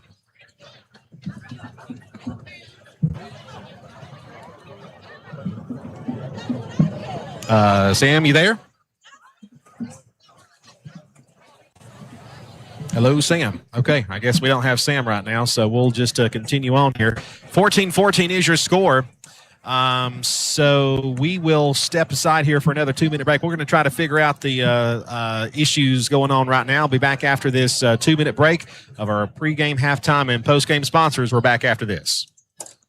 Are you having roofing problems like broken shingles, a roof leak? Then you need to contact Joe at Oak Ridge Roofing. Oak Ridge Roofing can do roof repairs, new roofs for residential and commercial clients. One of the special things that Oak Ridge Roofing has done is giving a new roof away to a worthy person in our community. So contact Joe Tatum today for your roofing needs. 770-778-3299. Oak Ridge Roofing is veteran-owned and ready to serve you. Check them out online at oakroofing.net. Email Joe at oakroofing.net or call 770-778-3299. There's home improvement, then there's life improvement. Enjoy family moments with propane gas logs and experience a warm glow with no mess at the push of a button. With propane appliances, you can also enjoy endless hot water with propane water heaters, precision cooking, a hotter, more efficient dryer, and an outdoor living room with fire pits and heaters. Not just home improvement, life improvement. Take comfort in Blossman. Here's the deal. Free remote control with purchase of gas logs or fireplace from Blossman Gas. See stores for details. Looking for an affordable, convenient way to jumpstart your career? At Georgia Northwestern Technical College, we make education work for you. With flexible class options and the Hope Career Grant, eligible students can attend tuition-free, plus a 100% job placement rate means you'll be ready to fill in-demand jobs. Don't wait. Get the skills you need for the job you want. Apply now. Visit gntc.edu today. Petro's Restaurant in Cedartown, Georgia offers a variety of tastes to please you. Pizza, pasta, delicious hamburgers, big, thick, juicy steaks, and seafood. Petro's Restaurant offers this and much more. Petro's has been serving good food with good service in a clean environment for over 30 years. So sit back and relax and let Petro's do the rest. Save 10% with your game ticket all weekend when Cedartown plays at home. Call them at 770-748-0072. And Tommy and Terry Marangaka say, Go Bulldogs! It's halftime. Cedartown is tied with Hiram 14-14. We will have an extended halftime period. Of course, there are no bands playing today. I think we might have Sam on the horn. Sam, can you hear me now? Yeah, I got you. Cutting in and out. Yeah, but I got you. So, yeah, we're equipment is kind of streaky tonight, so we do apologize for that. Bulldogs a little bit streaky, too. They were able to they looked pretty good in that first quarter, scoring those first two touchdowns. But in the second quarter, things went a little south on us. The Bulldogs with a few turnovers that resulted in points for the Hiram Hornets, and also some penalties that were also very costly. Good for the Bulldogs. It was a controlled drive. They were able to eat up the clock. It looked like that things were clicking on all cylinders for them. We controlled the clock. We controlled the ball. We didn't have any penalties. We were taking care of business. And, we were able to drive down the field, and it looked like exactly what we needed as far as a way to get this offense started. And then you started to run into some problems. Good to see Wyatt Mosley able to complete a couple of passes. We did have that interception, and then the one where we fumbled it. But I feel like that Wyatt obviously has already shown that he's made some gains over last year. Now it's just about putting all of those pieces together and being able to put together back-to-back drives where you're able to control the ball, control the clock, and to play your type of football offensively. On the other side of the ball, defensively, I thought that we have looked extremely good except for this last part of this second quarter, and you can attribute a lot of that, I think, not only to just some penalties, but just some bad rolls that didn't go our way. There was a couple of times I thought where the quarterback was making some plays that I think had we not been in a scrimmage game, I think we would have been ready for that a little bit better. But either way, you still have to execute, and you still have to get to the guy with the ball. And we were just not able to do that a few times. But, I think this will be a good opportunity during halftime. Coaches are going to kind of reset expectations. The big thing, though, is that when we come out of the half to start this second half, Hiram is going to have possession of the football. So they're going to have the opportunity to kind of set the tone first. And our defense is going to be the ones that have to respond. If you look back to last year, I thought a lot of what we had positive came on the defensive side of the ball. We didn't have a lot of great things go our way offensively, but our defense was steady and consistent pretty much all season long, and now you're going to be relying on them to do the exact same thing when you get ready to start this second half of play. Yeah, like we said, defense. Cedartown has always been known as a great defensive team throughout the years, and like you said, I thought the defense played pretty well, especially early on. I think it's a scrimmage. We talk about it a lot. It's not exactly the same as regular season play might be when you're just having to tag the quarterback and having to worry about not putting too big of a hit on him without getting a penalty. But yeah, you're right. I think the Bulldogs are going to take what they're doing today, and and you mentioned it with Coach Atha during your pregame show, Sam. You were talking to him about you don't really treat this game much like a regular season game. This is more of just honing your skills. You do, of course, pay attention to what the other team is doing, but you're also trying to mainly just get your guys some experience against another team. And the number 2 goal is don't get hurt. I think that's another big thing too. And we've seen some injury timeouts, mostly on the cramping, and that's about it. Yeah, you just have to kind of look at things a little bit differently and through a different lens. Talking with Coach Atha during the locker room report, and then kind of listening to some of the talks down on the sideline. This scrimmage game, it's about hitting their marks. It's about ensuring that they are getting off of the ball well on the offensive side. They're hitting their holes where they need to as far as your backs. Blocking wise, they're adjusting to whatever scheme the defense is presenting to you. That way you can fill those gaps and ensure that your guys have an opportunity to kind of make some headway and be able to move the ball in a positive direction, gain some positive yardage. Defensively, it's just about, I think, visualizing and seeing what the offense is going to line up and understanding what they're about to do and then trying to counter that the best that you can. And look, we've talked about it. You guys have mentioned it several times that the officials are also kind of in a scrimmage. And so there's been some obvious, in my opinion, some penalties that have been missed on both sides of the ball. And one thing I think you want to do during this scrimmage game is just try to play the game as cleanly as possible. That way you're not setting yourself up for failure once those officials are ready to go and once they're throwing the flag every opportunity that they can. And I think it's just an opportunity as well for Wyatt Mosley to get comfortable in the pocket and see some live ball action. We know that he's not going to get, tackled in the backfield, but he still has to be able to anticipate that, move away from the pressure, understand where the pressure is coming from, and then be able to read the field as far as what we can do passing wise. I mentioned we're going to run the ball a lot. I think we've proven that tonight. We're going to rely on those big backs that we have in the form of Jacoby Dorsey, also in the form of Zeke Brown. Those guys are moving the ball well for us on the ground, but we also have to keep defenses honest.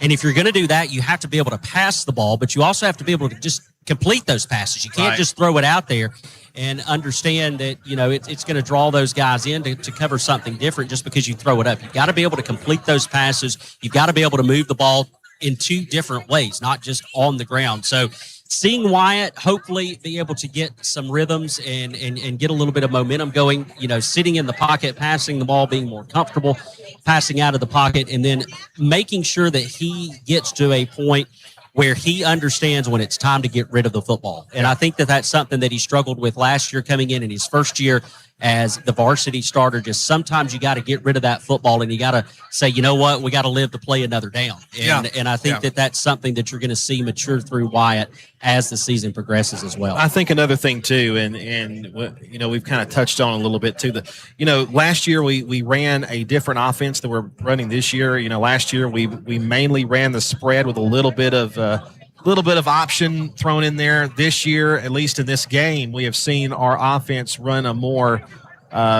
compact set, triple option style.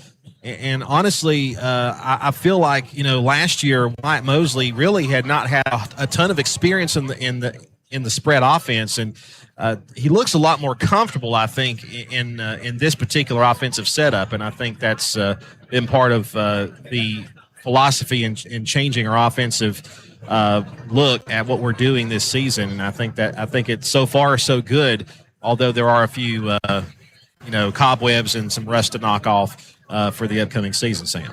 Yeah, I agree. I do. I think he looks a lot more comfortable, and I think that this is going to be an offense that he'll be able to settle in with quicker and make those adjustments as he needs to sooner in the season rather than later. I tell you one area of our play that has looked extremely good, and that's been our special teams. Our kickers, Isaac Simon as well as Branson Adams, both have done a fantastic job tonight, not just in kickoffs, but also in punts. And then our extra points have looked extremely good. And, those are weapons that are oftentimes overlooked. If you have a struggling offense or you have an offense that runs into trouble once it gets into the red zone, your best friend is a guy that can put it through the uprights and walk away with at least 3 points. And we have that solidly covered with not just one of our kickers, but with both of our kickers. They look very comfortable. They've got a lot of leg strength, and they're also extremely accurate. I was watching pregame, and both of these guys were able to, punt the ball 40, 45 yards, and they were able to, get one through the uprights, looking at 30, 35 yards and possibly even pushing it a little further than that. So you've got an opportunity there with some weapons that you can utilize. Of course, we want those guys in there, kicking extra points and kicking off. We would prefer for them not to have to resort to punting the ball and kicking field goals and getting us only 3 points.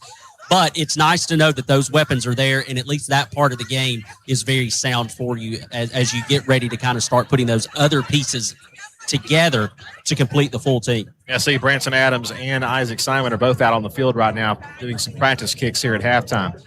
Sam, looking ahead to the second half, it's a different kind of a second half than you might normally have in a regular game. I think you're going to see a lot of younger guys getting some experience here, especially later on in the game.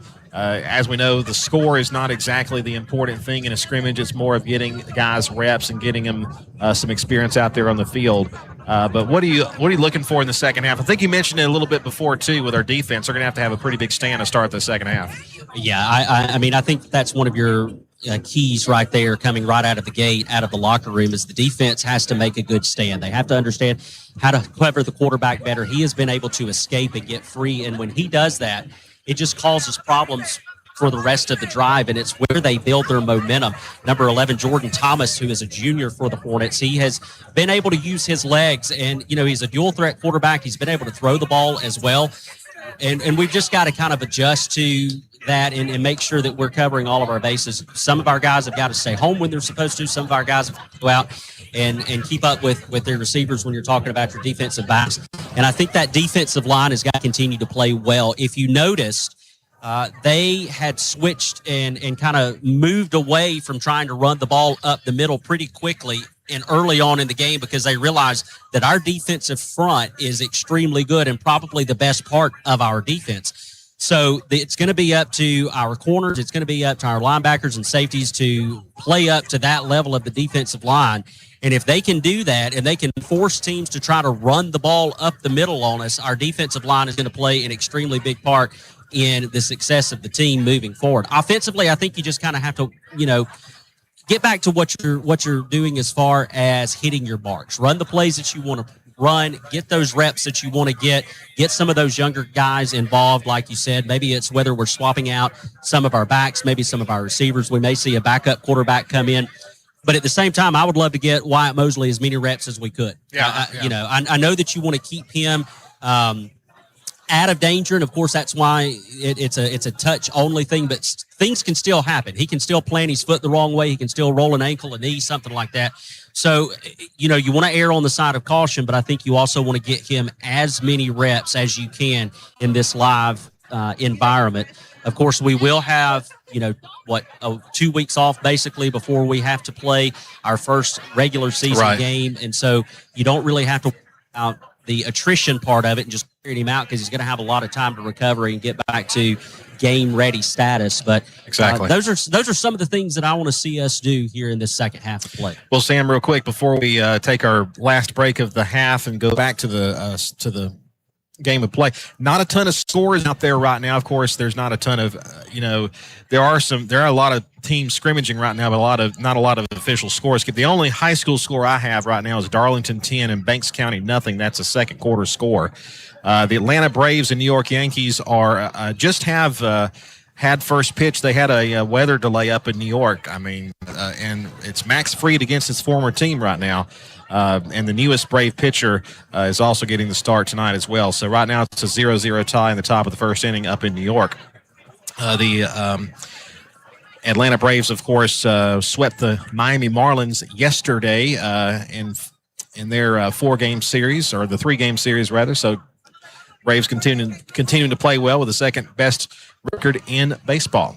We're going to take another 2-minute break here. We'll come back with the start of the second half. Cedartown and Hiram are tied 14-14 in this preseason scrimmage here from Hiram High School. Back after 2 minutes here on the Cedartown Bulldogs Sports Network, the Big AA.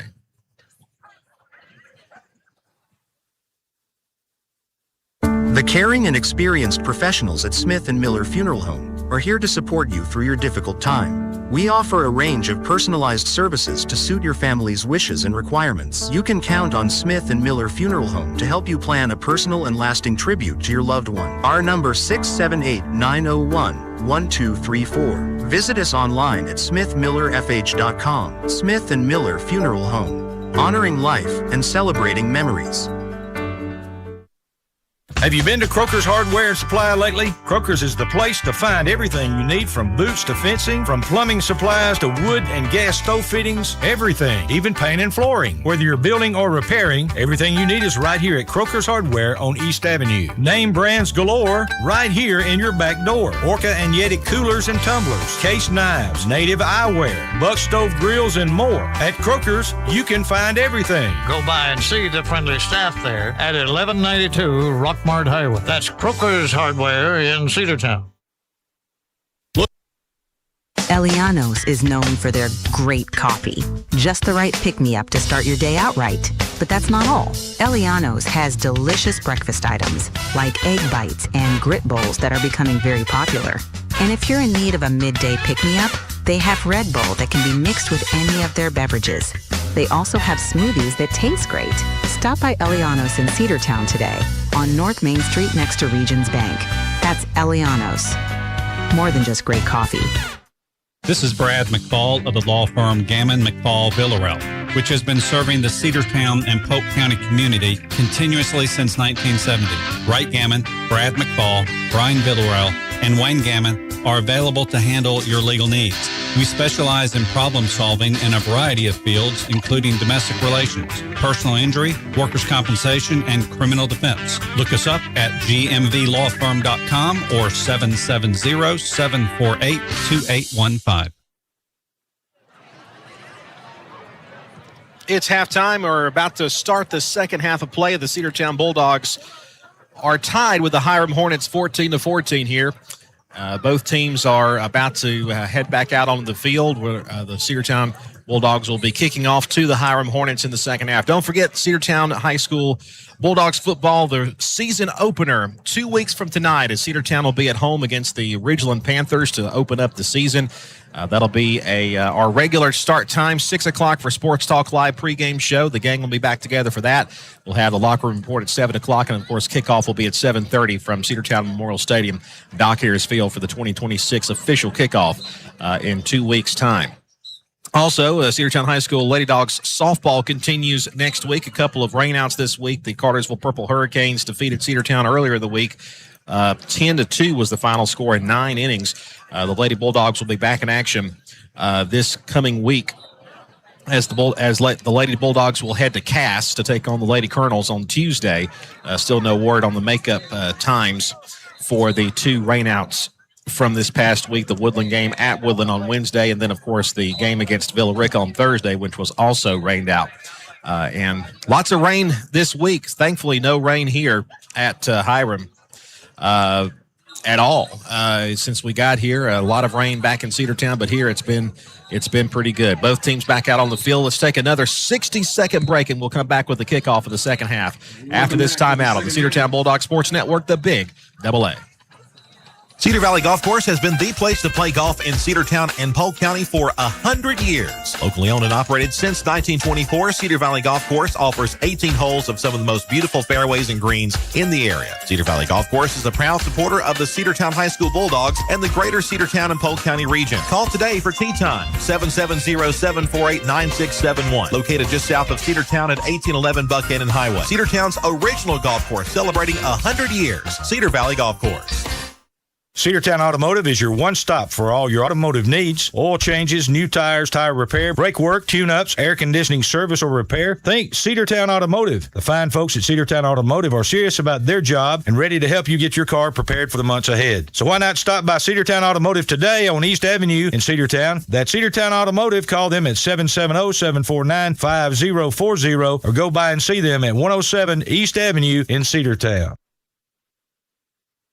Biscuits, right hand. Halftime period is over. The third quarter is coming up here in just a few moments here on the Cedartown Bulldog Sports Network, the Big AA 106.1 FM and AM 1340. Joe. Well, I just want to make a comment. You were talking your girls softball and that kind of stuff. The DHS volleyball we're playing dark. I sure do. And my granddaughter Lila Kate is a senior this year, and it's called Battle of the Counties. I'm not sure how many. It starts at 9 o'clock. 9 o'clock in the morning. Yeah, it's probably going to be a lot of teams there. And I think right now we've played Vehicles will be ticketed or towed.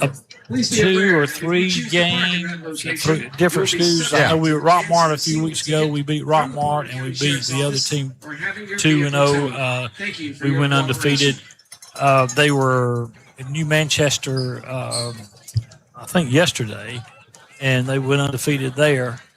And it seems like there was one other one that I missed, but they're doing great. Awesome. It's fun to watch those girls get up and slam that ball. You never, that's a sport you probably would have never have watched had you not had a granddaughter in that's that. right. But is it not a fun sport to watch? It is. I mean, it really is. And it gets so tense. You've got to win by 2 points. It could be 24-21, then it's 24-23, and then that 24 gets to 25th, so you win by 2. It's exciting. You've learned a lot about the game too, just watching. You're it. right. Yeah. I get kind of wound up. Yeah. You get wound up. Yes. No way. Sometimes I get a little loud and shouldn't. Time for the kickoff. So, not Joe. So you're cheering Lila Kate on. Is what you're saying. Yes, and the whole team. They're a great bunch of girls. Well, the Bulldogs will be kicking it off, gentlemen. It will be number 80 for Cedartown. It'll be Branson Adams to kick it off. And the defense needs to hold here. They were kind of slipping a little bit in that first half, and I think that the Dogs just need a defensive answer here. Here's the kickoff. All right, Adams kicks it off. Wow, that's in the end zone. That's in the end zone. That was a great kick. I'll hope to see that in the regular season a lot. Absolutely. Yes, sir. Well, Cedartown, when Hiram substituted that other quarterback that was more of a running quarterback than the one they had in the first quarter, they were able to pick up some yardage on us. And then that first touchdown, they got with a lot of penalties, got them down there to scoring position.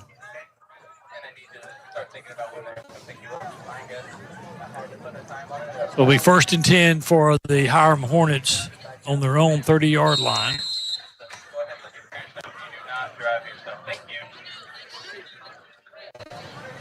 Got number 13 in at quarterback for Hiram. All right, Carmichael's got 1 man in the backfield. He hands it off to him, and he's got maybe 2, 3, 4. He's got up 4 yards on the play. He got hit in the backfield, but second effort got him up to about the 34, 35-yard line.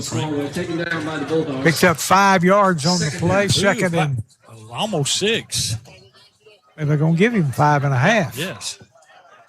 So 2nd down and 4.5 to go from the 35.5-yard line. Carmichael, 2-step drop, fires it out to the right side, and that's good defense out there. Yeah, as soon as he caught it, he got hit. So there's no gain on it. Number 25, Braylon McCaffrey, taking out my number 5, Manny Holmes. 3rd down. The kid that caught that pass is going out.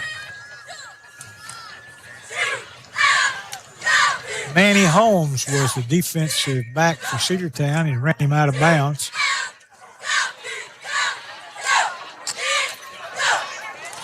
Carmichael's got 1 man split way out to the right.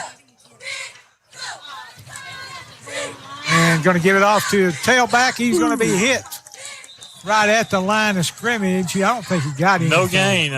Headlines was marking it right where the down marker is. Well, gentlemen, that is just about the best answer you could give right there for the Bulldogs coming off of that shaky second quarter. Yeah. So 4th down and about 4. Ollie West made the tackle for the Bulldogs. That was a good stop.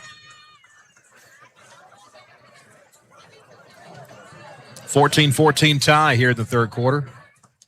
10:45. Is that number 12 kicking for them? It is. And yes. Cameron Williams. He's back to punt it. And bad snap. You're going to let him kick it. Straightened her up, yeah. That'll be number 8 picking it up for the Dogs, Bryant Waddell, and he'll down it there at the 42. They should have made him kick it from where he picked it up. It was a bad snap. Yeah. He ran 10 yards up and kicked it. little extra slack for him, huh? Right. High School Athletics and happy to provide Mackenzie Stallworth, Prime High School athletic trainer. All right, Cedartown starts. Well, I've got great field position here to start the second half. Ball is on the 43-yard line. First and 10, Cedartown. And this is also to see, too, how well the Dogs adjust from halftime. You know, things just weren't looking that good in the first half.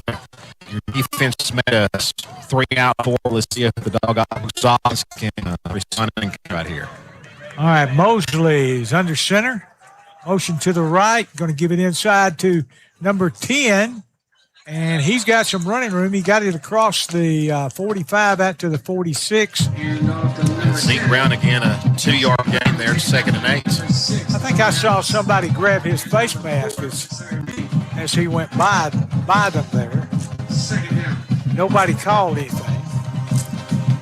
Pick up 2 yards, 2nd down and 8. Jalen Johnson splits way out to the left. Mosley is going to fake it. He looks to the left. Mosley fires it down the field. That kind of throw can get intercepted. It was getting very pressure. dangerous. He should have tucked it up. Well, and he did have Zeke Brown wide open on the left, but you know Mosley was so rough he didn't even have a chance to look over there. Yeah, he couldn't see Brown because of that rusher from Hiram right in his face. Yeah, he put some pressure on him, and that's just a mark of a good defensive play right there. All right, Dorsey splits out to the right. Chris Johnson is a tight end to the left side. Mosley looks, fires. Flag on the play, so where he threw it, it's holding. Umpire threw that. Good-looking catch, though, by the receiver for Cedartown. I think it was Bryant Waddell, but this will be coming back. First down. There's 2 flags. On the play. Holding once again on the Dogs. Holding against Cedartown.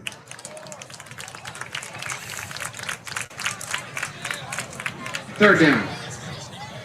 So that'll negate a really good catch.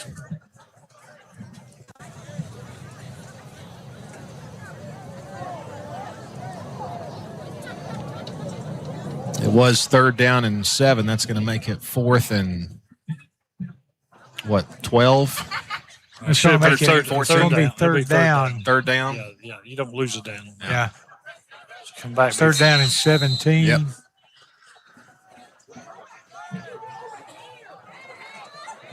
All right, Mosley brings him up to the line of scrimmage.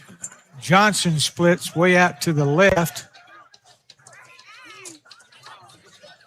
Motion to the right, going to give it inside to number 6, Dorsey. Dorsey's got some running room. He's across the 45 to the 46.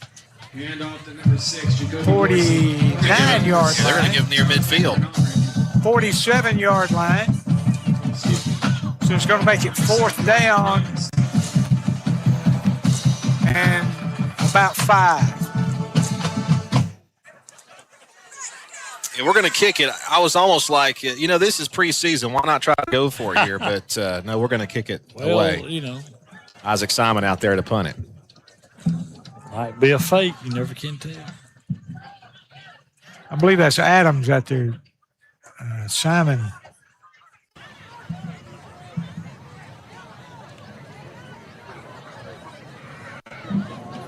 Rohan Kent is the middleman there. Yeah, that's pretty good Isaac kick. Simon. Yeah, down to 26. Pretty good. Yeah, pretty good kick, Frank. First down for the Hornets. 8:28 to play. Both teams go have drives fizzle out here to start the second half. So Hiram will get it back on their second possession of the 3rd quarter. 14-14 tie, 8:28 to play here in the 3rd. Attention, if you do not reside in the subdivisions off Valentine Drive, you are not permitted to park in either vehicle. Vehicles will be ticketed or towed. Please be aware that if Y'all didn't park in the subdivisions, did you? No, they let us up here Good. right behind the press box. Thank goodness. You know that is a rare thing, and we just want to say thank you to the folks at Hiram for being hospitable to us. We go to some places we have to walk a mile, and we don't even have a booth space in some places. Some places really close by. Sometimes. Enough said. All right. They give it up to the middle, and the young man's across the 30 out to the 33. That was number 8 on the carry there. Michael Smallwood, the senior for Hiram. Smallwood won that touchdown a minute ago to get that offensive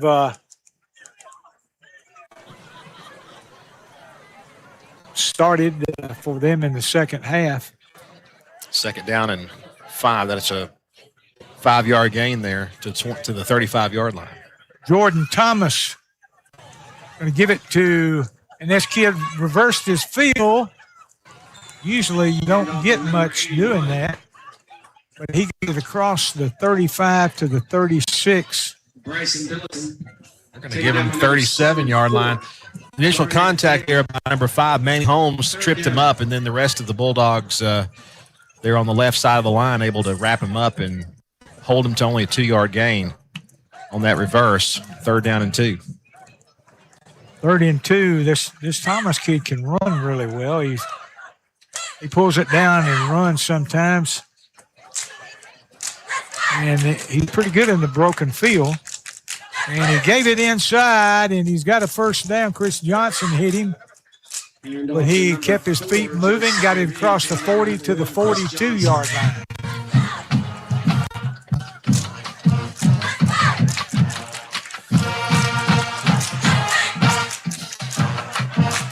Actually, he's out at the 43.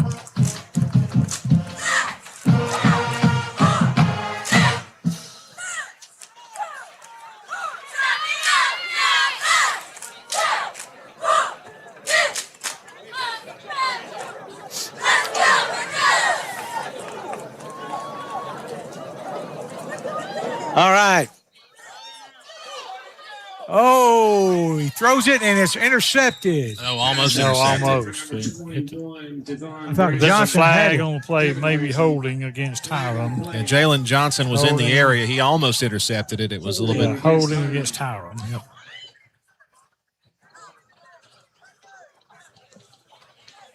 Well, that'll move them back a little bit.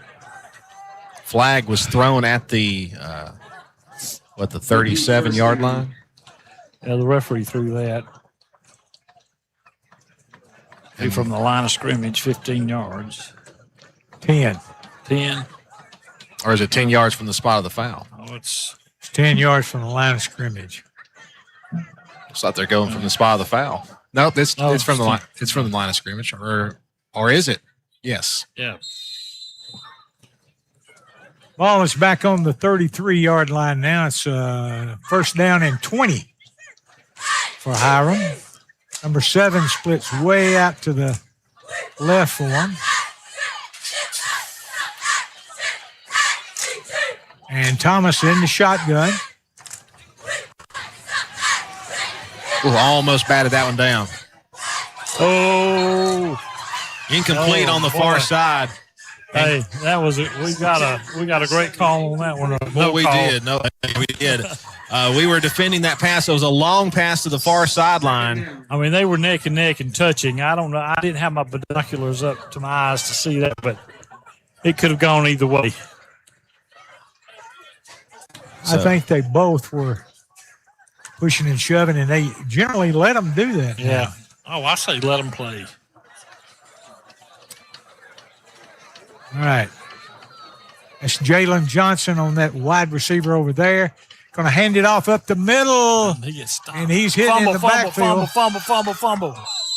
And Cedartown falls on it. Number 44 recovers it for the Bulldogs. And that's Caleb Burge.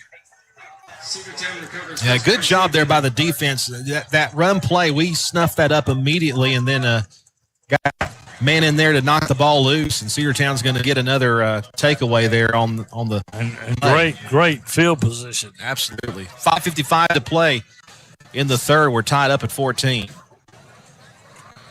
Cedartown in great position here to maybe take the lead back. Cedartown scored the first 2 touchdowns of the game. Hiram tied it up late in the first half. But a chance for the Bulldogs here to take their first lead since the second quarter. Well, we can't make any mistakes. I mean, in that second quarter, we couldn't run anything without making a mistake. All right, Mosley has one man way out to the right. And motion to the left. He's going to give it inside to 10. And Brown is going to get, 2 yards on the play? Maybe. Late flag comes in. Looks like it might be a face mask.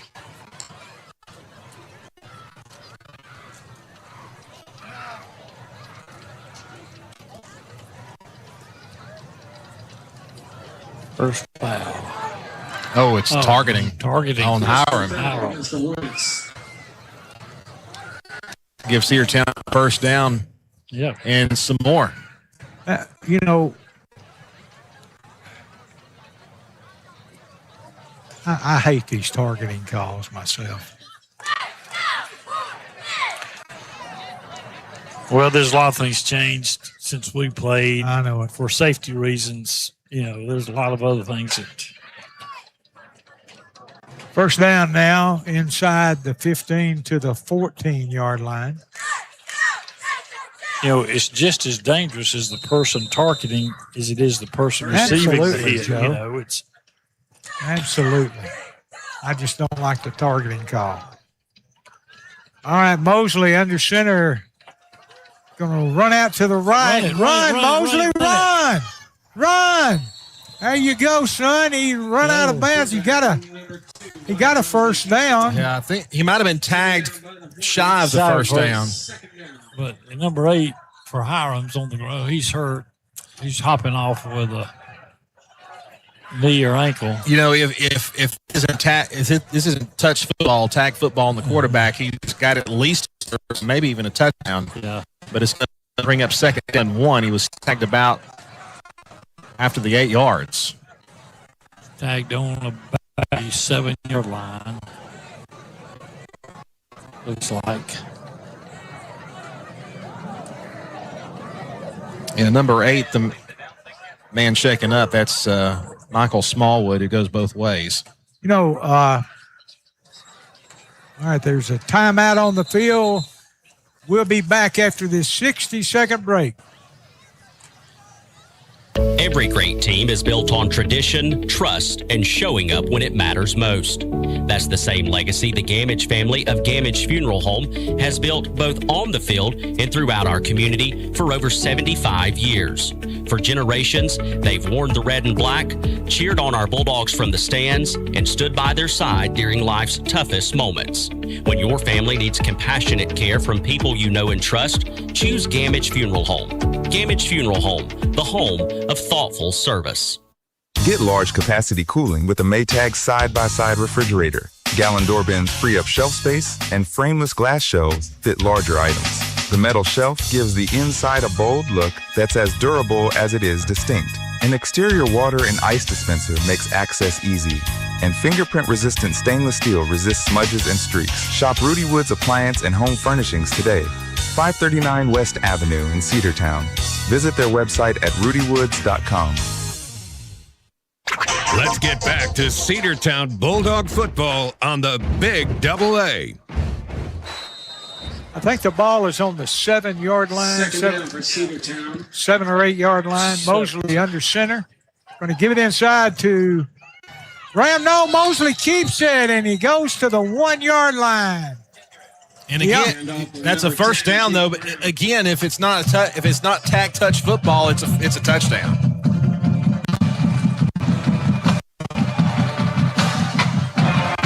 But they might have tagged him back at the 5. official has it on the 5-yard line.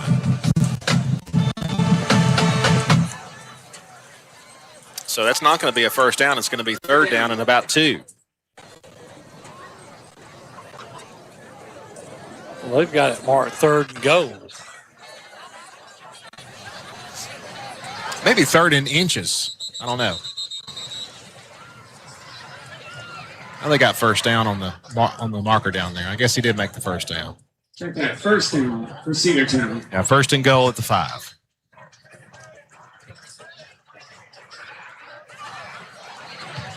What are all these coaches doing on the field over here? You got 1, 2, 3, 4, 5 coaches for Hiram out on the field.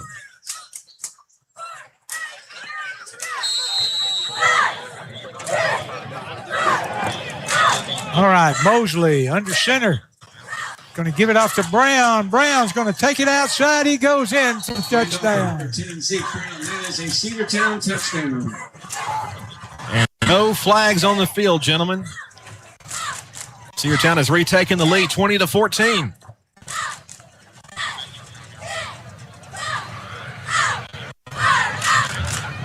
Nice route around the right side, that little wheel route.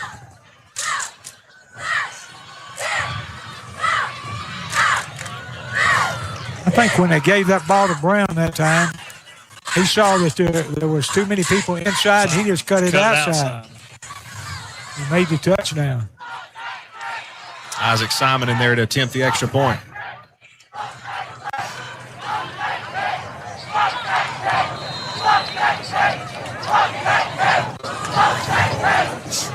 There's the snap to hold the kick. It's up, and it's good. And it's 21-14. Bulldogs on top of Hiram with 4:25 to go in the third quarter. We'll take a break. Be back after this word from our sponsors. You're listening to the Bulldogs on the Big Double A. Make the right play. Go to Peach State Ford in Cedartown today. Rush to Peach State Ford in Cedartown. Peach State Ford has a championship lineup of new and pre-owned vehicles. Peach State Ford is now open in your backyard. Peach State Ford is proud to be part of your local community. Whether you're waiting for your vehicle to get serviced, picking up a part for your vehicle, or stopping by to check out a new vehicle for yourself, Peach State Ford offers a wide range of amenities to enhance your experience. Peach State Ford in Cedartown, 2076 Rockmart Highway, 770-748-3673. Hey, it's the Border Mexican Restaurant located at 718 North Main Street right here in Cedartown. They serve a wide variety of your favorite Mexican food made fresh daily. Great food, great fun. It's great for the whole family. Come see us at the Border Restaurant right here on Main Street in Cedartown. Or you can call for takeout at 678-246-1031. The Border Mexican Restaurant is the best Mexican food north of the border. That's the Border Restaurant right here in Cedartown. Let's get back to Cedartown Bulldog football on the Big Double A. All right, Adams is going to kick it off. And there's the kick. It's high and deep down to the 5-yard line. That's a good kick. Yeah, it was. I like it high. Give you time to cover it in the real game. Right. Even if you don't get it to the end zone, it's high and gives you time to cover.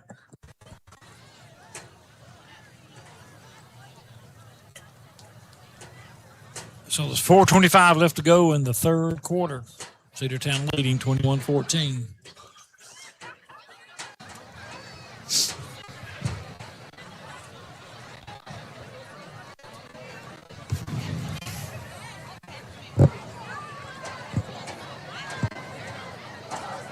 Carmichael was acting quarterback.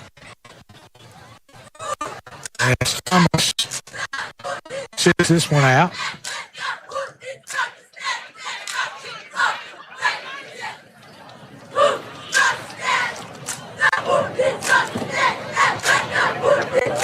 Is he talking to him? Looks like it. All right, Carmichael puts a man in motion, gives it back to 81 on a little counter, and we got him all cornered up. Got him just, I think we got him for about a yard loss. He's marking it a yard loss, right? I think that's the same play that they fumbled the ball on a couple of times tonight. Well, it's the same play that they ran for a touchdown, too. Yeah. Because that was that counter. And I think we've kind of figured that out defensively so far, except for that one time that they did run it down, So you're not able to wrap it up and force them for a 1-yard loss, 2nd and 11. All right, Twins 29. Out to the right, one man to the left. Carmichael rolls out to the right, looking down the field. And Carmichael is going to be running, and he throws it incomplete. Flag on the play. Looks like another hold for Hiram. Hiram's got an injured player. There is a flag on the play. On the 40-yard line. He must have a cramp. Yeah. It's that time of the ball game. And cramps start really. It's that time of the year, too. Yeah, that time of the year. In these early games. Yep. Kids don't drink enough. They say drinking pickle juice is good. Yeah, they do, but it's good for cramps. The thing is, understanding the physiology of hydrating yourself. They've got to start hydrating for the second half in the second quarter. Well, you got to start hydrating for the game, several days earlier. Yeah. It's one of those things where you just have to prepare a lot. Some college and pros, they'll lose 10 pounds in a game. The big linemen, by sweating, and to replace that. I used to lose 10 pounds at practice at Memphis State. I remember that well. Yeah, that was easy. In a lot of, especially in the college and pros, you see, these teams have like a whole nutrition staff where they're giving them these drinks that are specially formulated to keep them from high electrolyte and you don't ever hear about it, but at halftime a lot of them get IV fluids. That's true. Yeah, that's true. And in the high school ranks, you don't get that unless you have to go to the hospital. And hopefully that's not the case. No. 3 minutes and 35 seconds to go here in the third quarter after the injury timeout. There was a flag on the play. That was a hold. They marked off the penalty, and the ball is on the 19-yard line. 2nd and 20.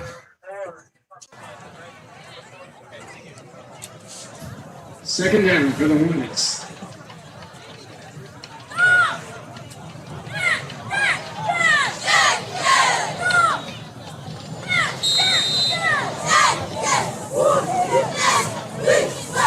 Carmichael puts a man in motion to the right side. And he dropped straight back, and no. Chris Johnson was there, almost intercepted, but they're going to get him. He had as much right to that ball. Yeah, that was a bad call. He didn't even touch him. He touched the ball, but he was behind him like he was going over him. And the head linesman throws an interference flag. That was wrong. He's waving it off. They're going to wave it off. Yes, that's good. So that was in the flat, guys. And when there's a pass like that, you're right. Either guy has as much right to it as ever. It was a great defensive play there by Chris Johnson. Yes, it was. So that's going to bring up 3rd down and 20. Chris Johnson he almost intercepted that ball. I mean, he was right there on it. 21-14, Cedartown leads with 3:15 to go here in the third.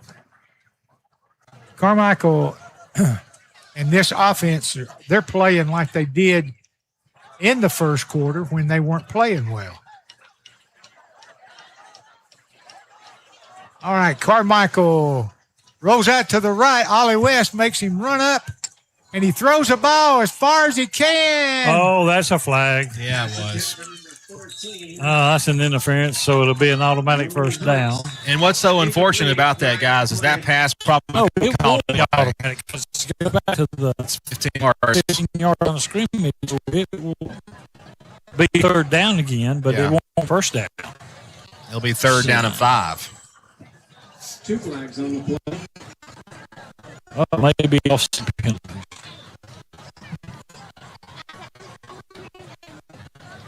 Yeah, in high school football, the pass interference is not an automatic first down unless the yardage gives you the first down. It's holding on Holding against Cedartown. An intentional grounding. Oh. Or is it ineligible? Yeah, offsetting penalties. Illegal forward pass on Hiram. Both penalties offset. So did he throw past the line of scrimmage? Line of scrimmage. Yeah. Must have been line of scrimmage. Be Okay. third down. Repeat the down. Be 3rd and 20 still.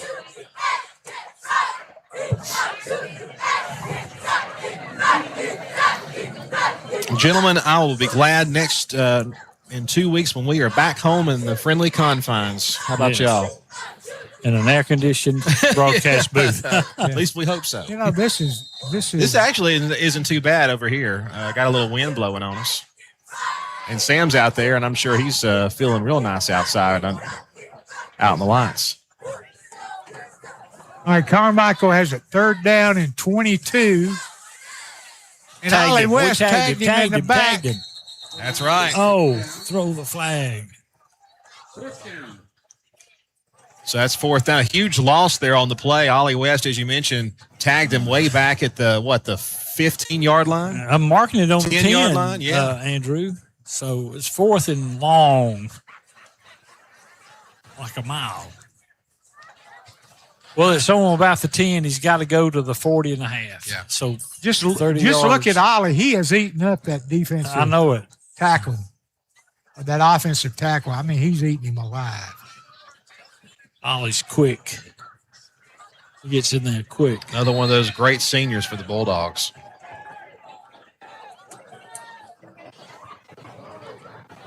They're going to punt it. Carmichael is back in punt formation. Cedartown should have excellent field position.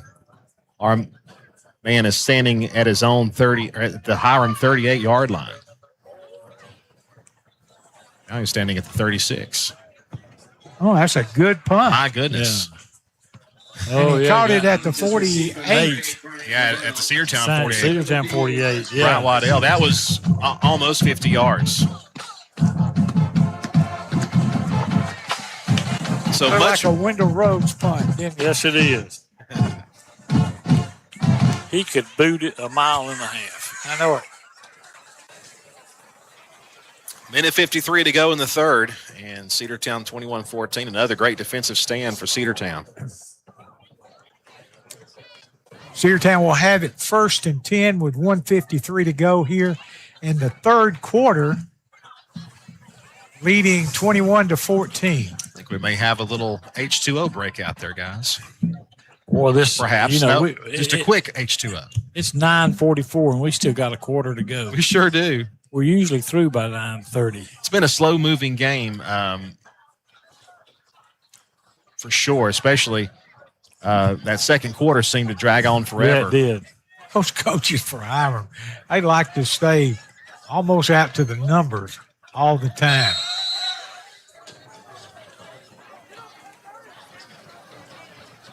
All right, give it inside to Brown. Brown has got 1, 2, 3, 4 on the play. Got it across the 50 down to the 48. Picked up 4 yards on it. Second down. Yeah, they're just going to give him 3. Yeah, they'll mark it down at the Hiram 49-yard line just across midfield. Looks like a timeout. Injury timeout. Got another cramp on the field. That's a cramp.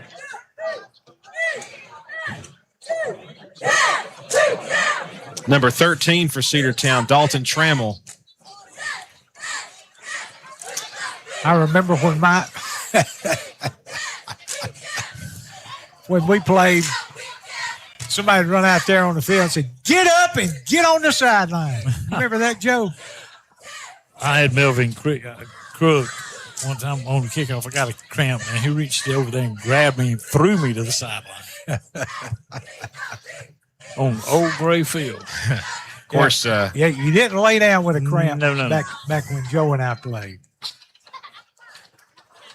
Of course, nowadays, if they did that, you would not be employed much longer. Literally, he grabbed me by the back of my shoulder pads and on my you-know-what and threw me to the sidelines. That must have been quite a feat to do that. That's some strength right there. No, listen, Joe didn't Melvin Crook. Yeah. What's that? called him Brutus at Georgia when he played at Georgia. That makes sense. And I saw him, he was left-handed, I saw him grab a guy in the old shop building that was threatening him, picking him up by the collar with one hand, and his feet were dangling. Second down for Cedartown. Not someone you want to meet in the back alley somewhere. No. Yeah. All right, second down and 7. Mosley under center. Motion to the right. Keeps and Oh, no, another hold. Yeah. Quarterback number 2. What is it? Mosley kept it. They're going to call a hold in the backfield, I think.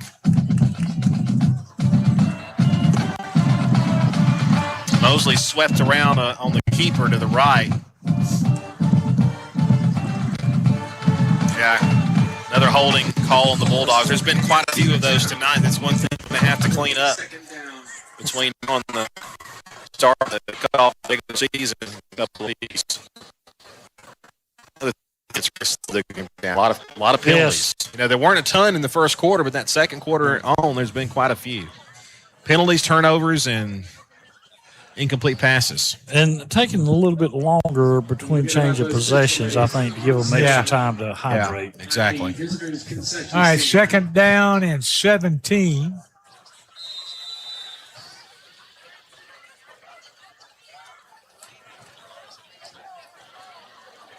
All right, Mosley brings them up to the line.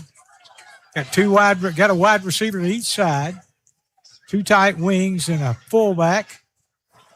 And going to give it inside, and he's going to be hit at the line of scrimmage. And the number 20. He's going to be caught in the backfield. Martavius Howard, the senior, gets that handoff there, and yeah, you're right. Nothing happening. Loss of 3 yards, puts the ball on the 39-yard line. Third down for Cedartown. And that's going to make it 1, 2, 3, 4. Third and 19, right? Third and 19. They clocked it, better hurry. 10 seconds to go on that clock. They got to learn to manage that a little bit better. All right. Give it off to Chris Johnson, who was running up the middle. Got tripped up at the 48, and he goes down at the 49. It'll be fourth down and about 9 yards to go. It's going to run the clock out in the third quarter, gentlemen. That's all she wrote for the third. All right, that's it for the third. The Bulldogs lead 21-14. We'll be back with more after this 60-second break. Cedartown Automotive is your one-stop for all your automotive needs. Oil changes, new tires, tire repair, brake work, tune-ups, air conditioning service or repair. Think Cedartown Automotive. The fine folks at Cedartown Automotive are serious about their job and ready to help you get your car prepared for the months ahead. So why not stop by Cedartown Automotive today on East Avenue in Cedartown? That's Cedartown Automotive. Call them at 770-749-5040 or go by and see them at 107 East Avenue in Cedartown. The Cedar Stream Company is a fully automated screen printing facility located in Northwest Georgia with the ability to efficiently and effectively distribute products all over the United States. Using the latest automation in the industry, they have the ability to process orders accurately and rapidly. Cedar Stream offers logo design, online website fundraiser stores, retail packaging, private labeling, drop shipping, and more. They handle licensed brands to your local school's field day shirts. Check out their services at www.cedarstream.com. Cedar Stream. Shirts. It's what we do. Let's get back to Cedartown Bulldog football on the Big AA. Welcome back. We're about to begin the fourth quarter of play. Cedartown leads at 21-14, and much better third quarter, I think, overall, Joe. Both offense and defense. Yeah, absolutely. They made some adjustments at halftime. Cedartown did, and in the third quarter, they owned the third quarter just like they owned the first quarter. They're giving them an extended time here between the third and fourth quarters to hydrate up and get ready to go. They usually let the JV play the fourth quarter in these scrimmage games. We'll see if that's the case this time. Again, Cedartown will open their season 2 weeks from tonight at home at Dock Ayers Field against the Ridgeland Panthers. Gentlemen, we used to be in the same region with Ridgeland about 10 years ago. Well, we played up there when Nick Chubb was still playing. Who was the – I'm sure if Chris McKelvey's listening, he'll tell me that the really great athlete that Ridgeland had that matched up with Nick Chubb pretty well. Joe will he'll find that out for us. Well, my memory's not like it used to be. Mine either, Joe, but it seems like that kid played. Didn't he go was to an Tennessee? All-American safety. Yeah. Didn't he go to Tennessee? He may have. I think he did. But I just remember Coach Charlie McClendon from Georgia was on the sideline watching. No Ken. No Ken, I was about to say. I think he might have been a first cousin. Maybe a fifth cousin. he was on the sidelines watching Nick play. Yeah.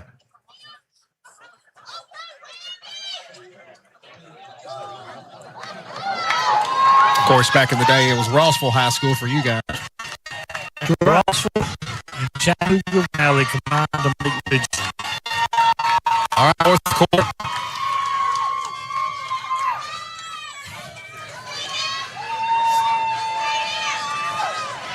I think Cedartown sent their offensive players onto the field. We need our defense. Yeah, we need the defense out there. These are a lot of substitutes. We must be sending in the JV or something. Yeah, this is the JV, I think. This is, I see I call some numbers. Number 19, Isaiah Colvin. Let me call some numbers out. Number 48 for the Dogs, Parker. That's Kate. First down for Hiram. Rushed out of the pocket. Quarterback is going to run for it. He's going to get a first down and more. He was tagged. Might have been tagged back before the first down marker. We'll see. He was. He was tagged after only about a 2-yard gain. That's number 19 in there for Hiram. He is a 10th grader. Randy Thompson was the quarterback on that one, so they're doing their substitution also. Got number 73 in for the Dogs. That's Powell Popham. He's a freshman. Second down for the Hornets. That's a solid name, Powell Popham. Yep. I love that. Number 31 for the Dogs is in there. That's not on the list. I don't see there. I don't know what happened.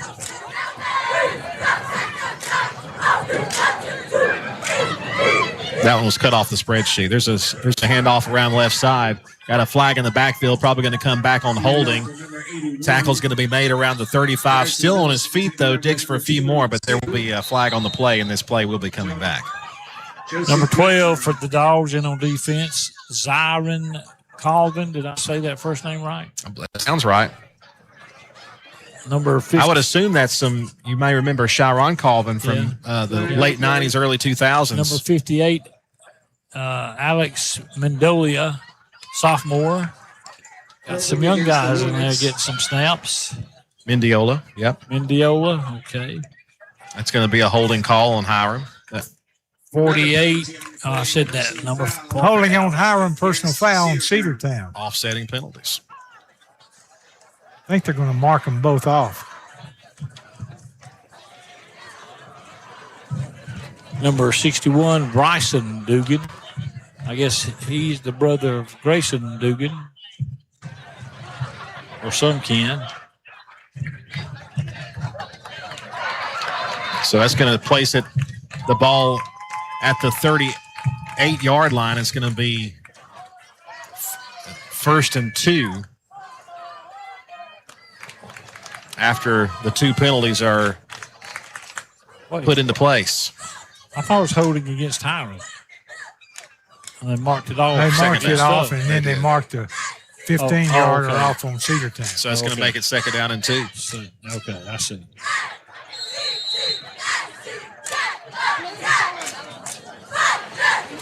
There's a snap to the quarterback. He'll throw one toward the sideline, and it's going to be incomplete. It's over everybody. Caught by one of the cheerleaders, I think. Randy Thompson there, the QB in for Hiram, throws it away. 3rd down and 2. 10:51 to play here in the game. Cedartown with a touchdown lead, 21-14. Just walk with me over there. If you behind me, come on, please. Two receivers receiver on each end. Here's the snap. Had a funny handoff there. I guess it must have gone. Looks like it's going to be a false start. False start on the Hornets.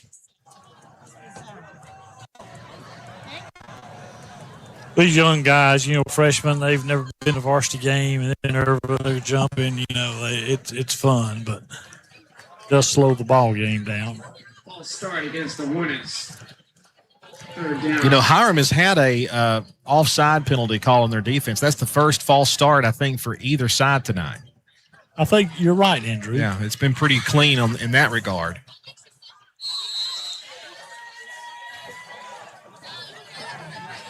Third down, 7.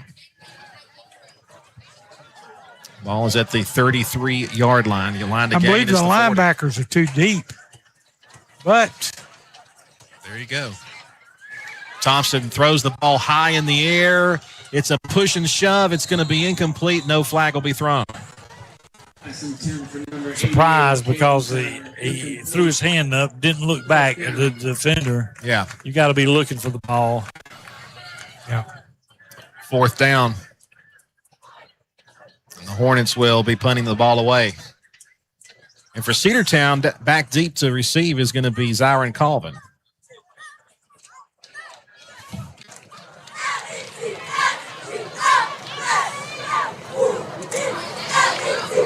So you're right, the young guys are in there for the Bulldogs. Dalton Trammell will be the one to punt it away.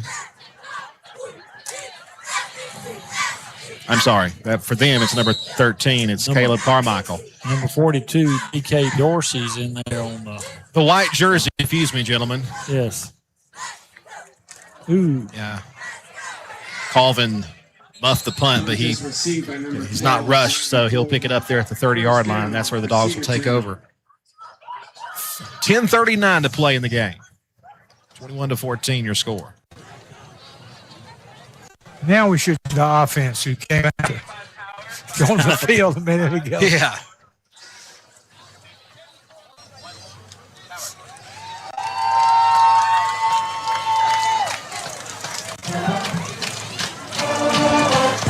Well, some of our listeners, if they're not doing anything at 8 o'clock in the morning, they come out to Doc Ayers Field. It's cleanup day at the field and getting the advertisements out on the track and putting some signs on the frames and blowing off the stands. Speaking of Doc Ayers Field, I think that's going to be my job tomorrow. From serve Cedartown from the church. Oh. Handoff. And the ball is on the ground. A fumble has been declared, and it will be Hiram football. So I didn't even get a chance to set up who we had out there, but regardless of that, it's going to go right back to Hiram. I didn't even see who the quarterback was. Well, it would more than likely have been Quentin Murphy, number 11. Or number 17, Todd Cochran is a quarterback linebacker. And Ben Blakeney is a sophomore. He's a quarterback, free safety. I didn't see either. But going back to what you were talking about, Joe, the Doc Ayers Field, they have done a lot of improvements. They've painted the entire concrete structure of the home side, and they put up railing for the steps. Well, it's about time. It's about time. I have been on that for 10 years. And, we had there's a high snap there to Thompson, and he's going to run with it. The handoff to number 34, Diego Rangel, and he will gain some yardage and some extra pushing and shoving there. He ran into a host of dogs.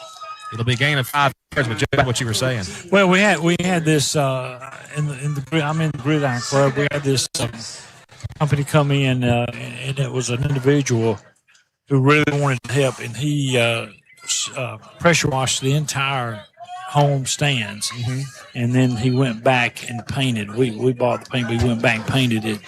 And I imagine that takes a lot of paint. It did a lot of paint. I think some of that was split between the Gridiron Club and the and the school itself, because that was very expensive. Oh, yeah. High snap there to Thompson. Thompson back to pass. He's got a man open in the end zone. It's caught. Touchdown. No. It's intercepted. It's intercepted. Intercepted. It is intercepted. Sorry, it was thrown into the end zone, and there. Again, guys, it's the jerseys that are throwing me off. It was a white jersey thrown into a white jersey. That's number 12. Yeah, picked off there by Zyron Colvin. We had 4 defenders in the end zone. They had 1 receiver. Yeah. Chances are it's going to be intercepted, and it was. But for those of you coming to home games, you're definitely going to have see some definite improvements for the home bleachers and for the railing, which is something that has been needed for a long time. Yeah, we've got to paint the numbers back on the reserve seats tomorrow. I think that's the schedule, unless somebody got it this week. By the way, if you have not become that's the Century Club, correct? No, Gridiron Club. You get a seat if you're a member of the Gridiron Club in that reserve section, and you get a parking spot. So there's still plenty of time to become a Bulldog Club member today. Well, that might be the old Century Club, because we give the Gridiron Club. If you join the Gridiron Club, it's $40 for a family. $50.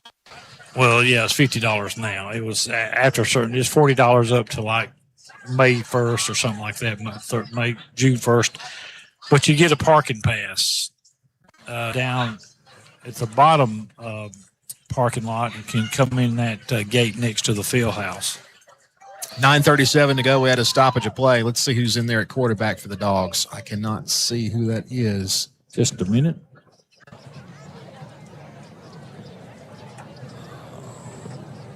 Kind of bunched up there, and we're not zoomed in close enough on our shot, so I can't see who's down there. We're taking our sweet time number here. Number 11 looks like. Yeah, that's Quentin Murphy. Quentin Murphy, number 11, in there at quarterback. The young guy's getting some reps here in this fourth quarter of play. He doesn't have on a different colored jersey. Yeah, it makes it a little bit weird. Oh, man. That false start for the Dogs. Yeah. And I said it before, we haven't had any false starts tonight, and there's our first one. I think a left tackle jumped. Yes. Well, I think the left tackle and the right tackle. Hey, at least it was uniform, right? Offside against Cedartown. All right. 1st and 15 now, back at the 15-yard line, and somebody else jumped early. And another flag on the play. That's going to kill us. Number 54 for Hiram was across the line of scrimmage. False start. Another 5 yards. Timeout. And Cedartown, I think, is going to call timeout there to kind of calm them down. Calm them down a bit. Yeah. Talk them up a little bit. 9:37 to go here in the ball game. Yep. We'll take a 60-second break and be back. Are you ready for steel equipment? That is, at Croker's Hardware in Cedartown, we've got all the steel equipment: blowers and shredder vacs, chainsaws, augers and drills, trimmers and brush cutters. We're very proud to be a retailer for the steel product line. As an independent dealer, we can provide many services that the big box chain stores just can't match. Our friendly and knowledgeable staff is always ready to help you select the equipment that meets your specific needs. So call Croker's for a steel today. That's 770-748-4842 to learn more about steel in Cedartown. Hey football fans, this is Representative Trey Kelly, and you're listening to Cedartown Bulldog Football on WGAA Cedartown. I want to wish all the players, coaches, band members, and cheerleaders a safe and successful season. You've worked hard to represent us on the field, and I'm proud to represent you in the Georgia House of Representatives. Again, this is Representative Trey Kelly, and I want to thank you for listening to the Big Double A. Go Dogs! Paid for by Kelly for House. Let's get back to Cedartown Bulldog football on the Big Double A. All right, the defensive man jumped offside. I think that happened in the play before. Yeah, I thought so too. I thought that initiated our jump the last time. So now it's 1st and 15 again. All right, we hand it off. He's going over the left tackle, and he may have picked up a yard on that play. Number 22. What's that name there, Andrew? Where's that? Number 22. Josh Goodrum. Yeah, I think that's Jose or Josh. It's Josh Goodrum. I think you just put a G where an H should have been. Okay. So he's a freshman for the Dogs. 9 minutes to go here in the fourth. Modest gain there on the play, a 2-yard gain, 2nd down and 13. Pulling guard pulled out. Yep, there he goes off the right side, get up to about the 19, maybe 20-yard line. We'll see where they spot the ball. Well, man, we got another flag by the umpire. I think somebody was talking about the sister. Yeah, the end around got to about the 19-yard line, but we'll check the laundry on the field. Was there pushing and shoving, Joe? Yeah. Against Cedartown. And they have not stopped the clock, which does not hurt my feelings a bit. No. Me either. They could actually speed it up if they wanted to. 8:19 to play. They finally did stop the clock about halfway through that penalty. Moved that ball all the way back to the 10-yard line. Yeah, 1st down and 20.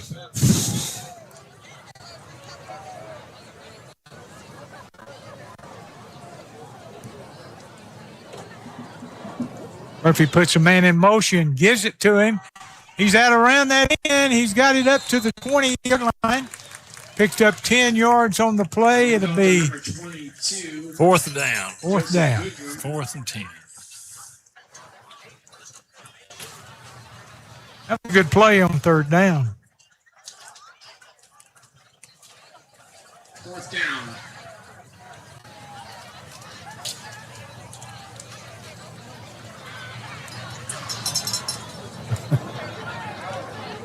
Well, need to get Everybody went off the field. One person walked back on.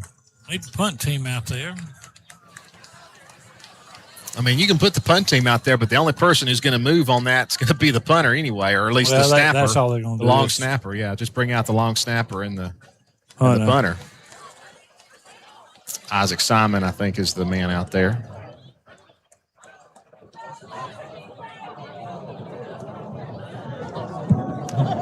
Nice punt. My goodness. Yeah. Over his head. Yeah. Hit on the 41.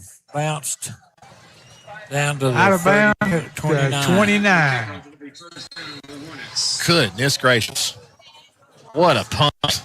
That was from the 20-yard line. 40-something, almost 50 yards. 10, 20, 30, 40, 51 yards. That will come in handy during the regular season game. Absolutely it will. Yes, sir. Yes, sir.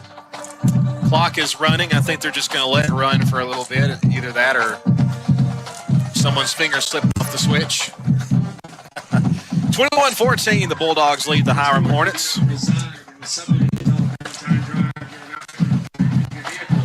I'm looking forward to a full Friday night when we got the Bulldog Band and in tow, and we can hear the Star Spangled Banner and our halftime shows, and that's going to really be a lot of fun. Plus, our pregame show, Sports Talk Live, will be live for that a couple of weeks from tonight. Cooper Kennard is in there for the Bulldogs at nose man, and he pushes his hand back. Woo! Oh, we got number 12. That's complete. But man, he got tattooed by a Bulldog defender. Number 88, the receiver for them, is Caden Tyler, a 9th grader. And he got hit by... Was that Colvin? Yeah, number 12. Zyron Colvin's been all over the field today. Offense and defense here playing. The clock continues to run at 2nd down and 7 on a short gain. All right. Thompson. High snap. Well, what do you want me to do with it? Coach, everybody just stop and look. You know, he gave him the ball and then tapped him on the back. Run, you saw baby, that? run. Yeah, I don't want this hot potato. I wish this game was on video tonight so you could have seen exactly what that was. I mean, literally, the snap happened. Nobody moved. No, offense or defense. Yeah. That was a high snap. Handed to the running back, and he just looked at him, and the quarterback kind of pushed him, said, run. Ended up being about a 5-yard gain, 3rd and 1 now. There's a snap. Thompson got tagged behind the line of scrimmage. That's going to bring up 4th down and about 4. Brecken Ward, number 14, tagged him to stop the play. It's 4th down. They could mark it 4th and 2. 4th and 2.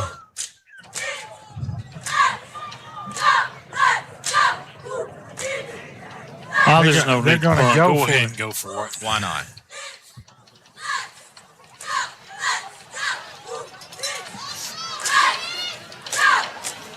Randy Thompson hands it off, and he will get the first down. Number 34, Diego Rangel, able to wrangle himself up the middle and then off to the right side, and that's going to be a first down for the Hornets.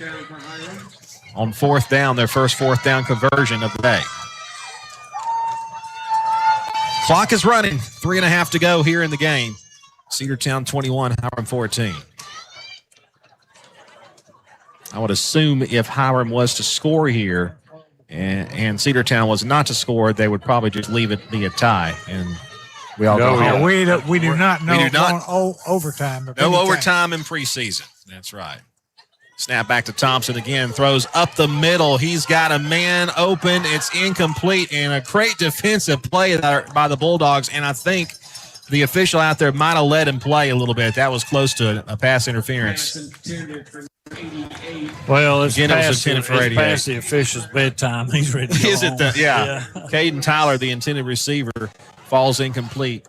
Now they have stopped the clock. I thought they were going to let it run, but they did stop the clock at 2:58. And that was that Colvin kid that y'all been talking about. Yeah, I mean, was he on is all over the field right now. He is definitely a star in the making. 2:58 left to go in the game. Cedartown leading 21-14. 2nd and 10 from the 47. Hiram's on 47. There's the snap. Kind of a bad snap. They're able to hand it off around left tackle. And a great tackle there by number 19 for the Bulldogs. That's Isaiah Colvin, the junior, in the backfield. It's going to bring up 3rd and 10 at the line of scrimmage. No, they're marking it about a 3-yard loss, Andrew. How about it? That was Josh Goodrum on the tackle. We're going to have to talk number 19 hit him and stopped him, and the other guy finished it off for the loss. Our linemen need to get up on the line of scrimmage. 3rd 13, snap, Thompson. Rolls around right, passes, complete. First down, Hiram inside the 35, and we might have a late hit. We'll see if they throw the flag. They did not. No, let them play. Let them play. That's the first down for the Hornets. Clock is running.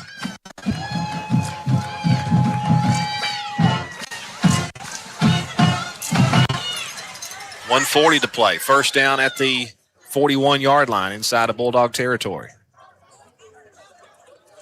Coach, get your linemen up on the line of scrimmage.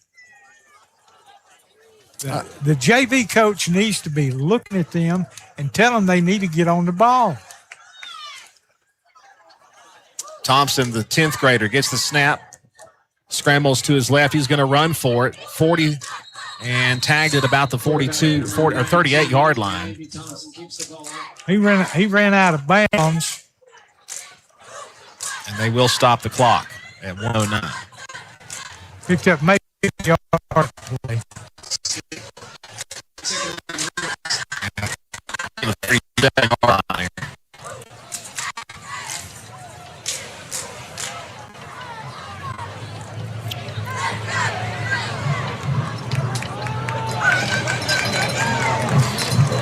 Yeah, Thompson may be a 10th grader, but he looks like a senior. I mean, he's as big as a senior. Oh, he's taller than the other two quarterbacks on this team. Yes, he is.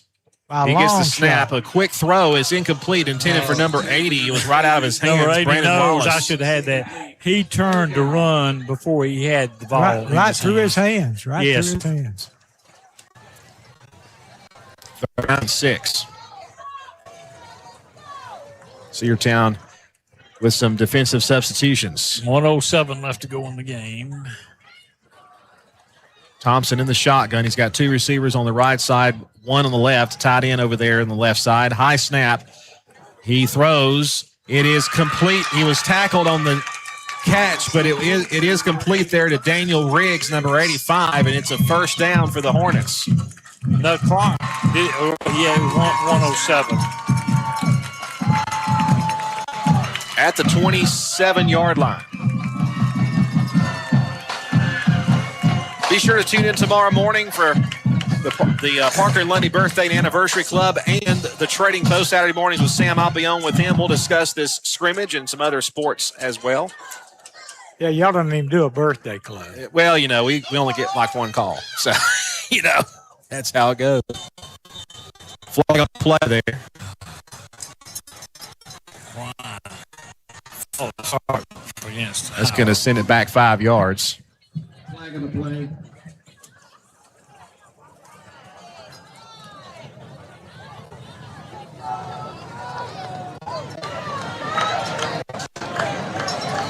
First and 15. Illegal motion against the Hornets.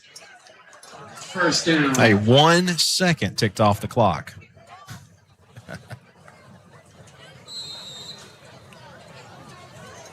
Start the clock. They should be. Yeah, you should start it on an offensive penalty. 59 seconds. Now they do start it on the snap. Throw it up the middle. It's complete. He fell down as he made the catch inside the 25-yard line. And now we've got a whistle and there's a flag down on the 33. Yeah. Ryan Brandon. Flag on the play.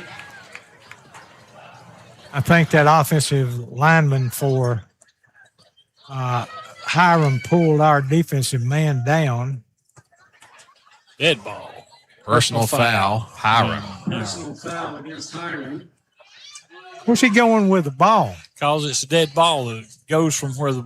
No, it goes from where they lined up, not from the line. Not from that line. On a dead ball foul, where the ball got to before the end of the play, that's where the penalty goes from. Because if you hadn't had the penalty, that's where the ball would be. Okay. Either way, it's going to be second down and long, a whole long country mile.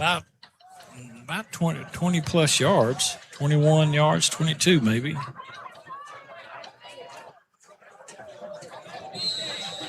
Yeah, they don't put the 2 yards to go on the scoreboard here. Clock is now running. It's to 44 seconds. Second down in a whole bunch. Thompson gets the snap, rolls off to his right. He got tagged in the backfield. No, he got tagged. Yeah, he did. They blew the play dead in the backfield. That's going to run time off the clock. Stopping the clock. I don't know why, because it was not a timeout. Timeout. Hiram. 27 seconds to go. And Hiram calls a timeout after the quarterback was tagged in the backfield. So we'll step aside as well. We'll take a 60-second break and be back after this on the Cedartown Bulldog Sports Network. Students, make sure you have arrangements. This is Andy Harris, president of Coosa Valley Credit Union, inviting you to come see us for your auto loan needs. If you're buying a car or refinancing your current auto loan, at Coosa Valley Credit Union, you'll get one of the lowest interest rates in the market, as low as 3.49 APR when you open an account with a direct deposit. Coosa Valley Credit Union is local and nearby in Northwest Georgia. Plus, you'll always speak to a real person when dealing with us. That's what we call kinder banking. Contact 706-235-8551 for more details. Equal Opportunity Lender. Rocky and Patty Tillery, 2 Cedartown High School graduates, and they stayed right here in the county and went into business. They employ right at 100 people, and they've been doing that for a long time. Most of their work is from out of the county, but they want to push our youngsters here, no matter what they're doing, Little League, Pony League, high school baseball, basketball, football, and soccer, and that's Polk County Public Service. They appreciate serving you. Let's get back to Cedartown Bulldog football on the Big Double A. Well, Thompson throws it complete for a first. Well, it's going to be a fourth down at the 20-yard line. Timeout, Cedartown. And Cedartown will call a timeout with 17 seconds to go. But that pass was a long pass to the near side, and it looks like, they had we were outmanned over there on the edge. Number 88 for them is Caden Tyler, and he was a lot bigger than our defenders on the edge. So we'll stay here on this last timeout with 17 seconds to go. This could be the last, or maybe the two of the last plays of this football game here with 17 seconds to go. Cedartown leads it 21-14 in this preseason scrimmage here at Hiram.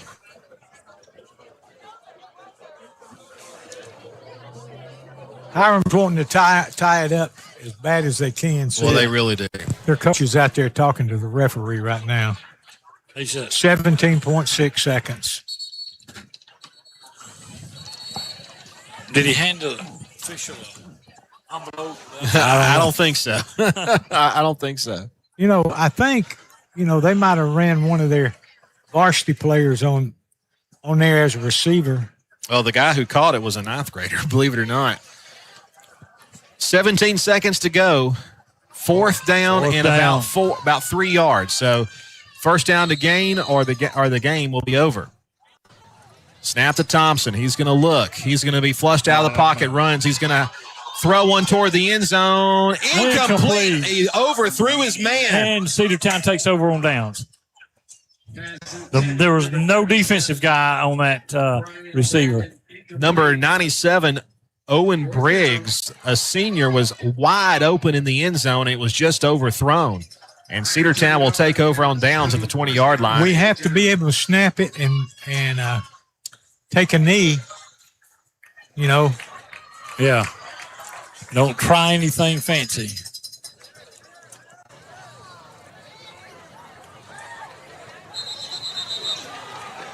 Timeout, Cedartown. Yep. Maybe we do try something fancy. Man, this is going down to the wire. He wants somebody in there and telling them what to do, Well, if you're going to get your young guys out there who may not have the experience, I put the varsity back out there to take a knee and let it go. We'll see if that's what they do. That might have been what the timeout was all about. So 10 seconds to go. Cedartown with a victory formation play away from putting this one to bed, and Cedartown will take the preseason scrimmage 21-14. We know it's a preseason scrimmage. Yes. But if you win it, it really gives you some confidence. And I'll say this too, Joe. From last year's scrimmage to this year's scrimmage, a humongous improvement. Yes. I mean, you can look at what happened against Troup County last year, and Cedartown looks a lot better here early on.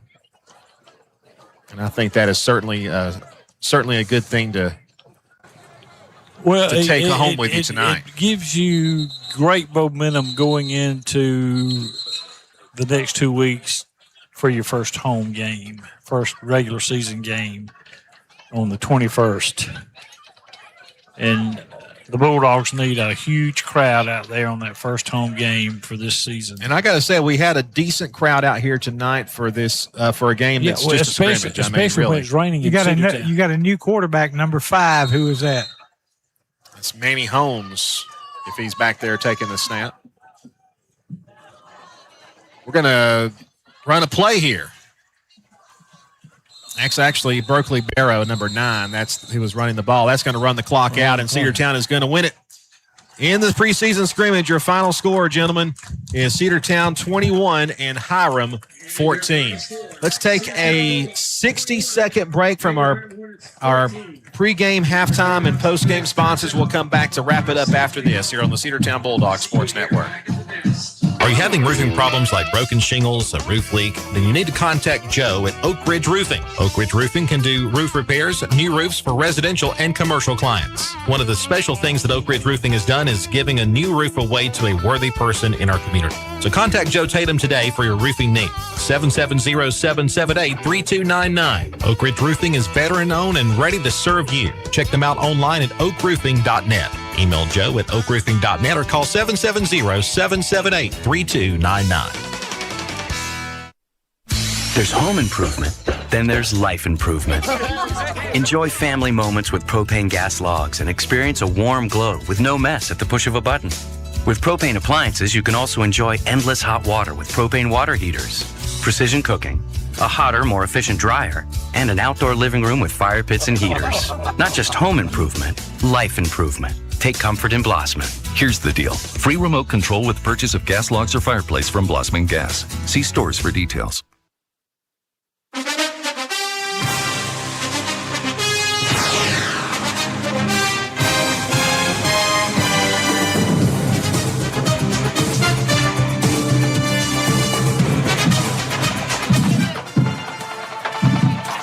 Welcome back. Your final score: the Cedartown Bulldogs win in their preseason scrimmage 21-14. Sam Branch joins me for a very brief post-game report here.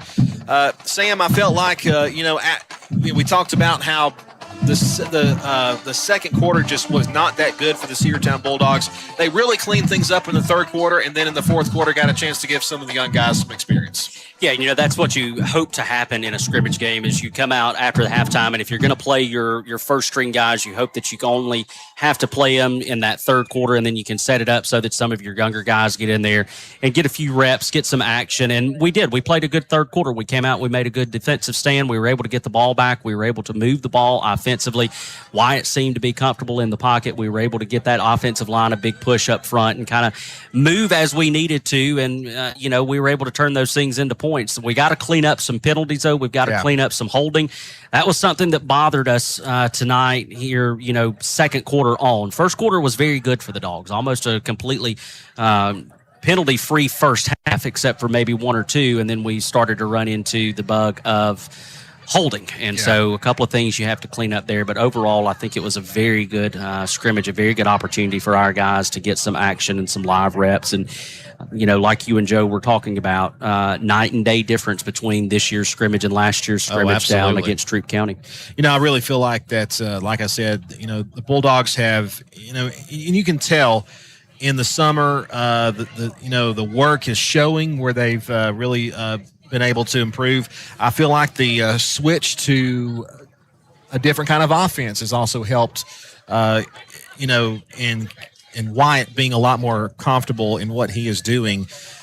And in the fourth quarter, I thought the young guys did a pretty decent job of of getting out there, especially the defense. They had a big stand there at the very end of the game to keep the game from ending in a tie. So great job there by the young 9th and 10th graders and basically the JV team out there to really do a good job in keeping it strong for the Cedartown Bulldogs. Sam, any final thoughts about this before we head to the regular season coming up?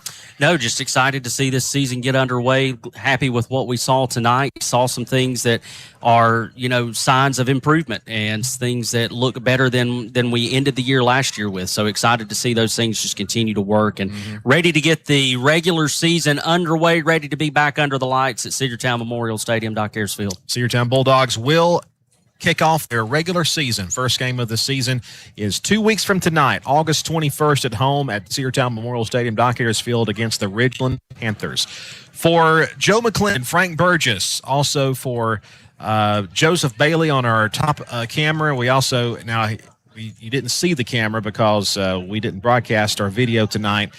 We did a test run for our video tonight, but he was here running camera, did a great job. And, of course, Kelly O'Neill, who was on our sidelines tonight, running tests on our equipment. It's very important to run tests because next week you're going to see the whole package. So looking forward to that. And thank you all for being with us tonight, sticking with us through what ended up being a pretty long game here. It's about 10:30 as we wrap things up here this evening. From our broadcast partner, Sam Branch, Andrew Carter, wishing you a good night and God bless. We'll talk to you tomorrow morning on the Parker and Lundy Birthday and Anniversary Club, a little recap of this game and talk about some other things going on. Hope you have a great night. This is the Cedartown Bulldogs Sports Network, the Big AA. Final score, Cedartown 21 and Hiram 14. W291 TS Cedartown. Your home for the Cedartown High School Bulldogs. AM 1340 and now 106.1 FM WGAA. The Big AA. AA Country. Across North Georgia, partly to mostly cloudy skies, a stray shower or thunderstorm possible. Upper 60s to near 70. Let's get into your Saturday forecast. That includes a mix of clouds and sunshine. There will be the chance of showers or thunderstorms and high Saturday afternoon in the upper 80s. I am Georgia meteorologist Holly Strano in the GNN Weather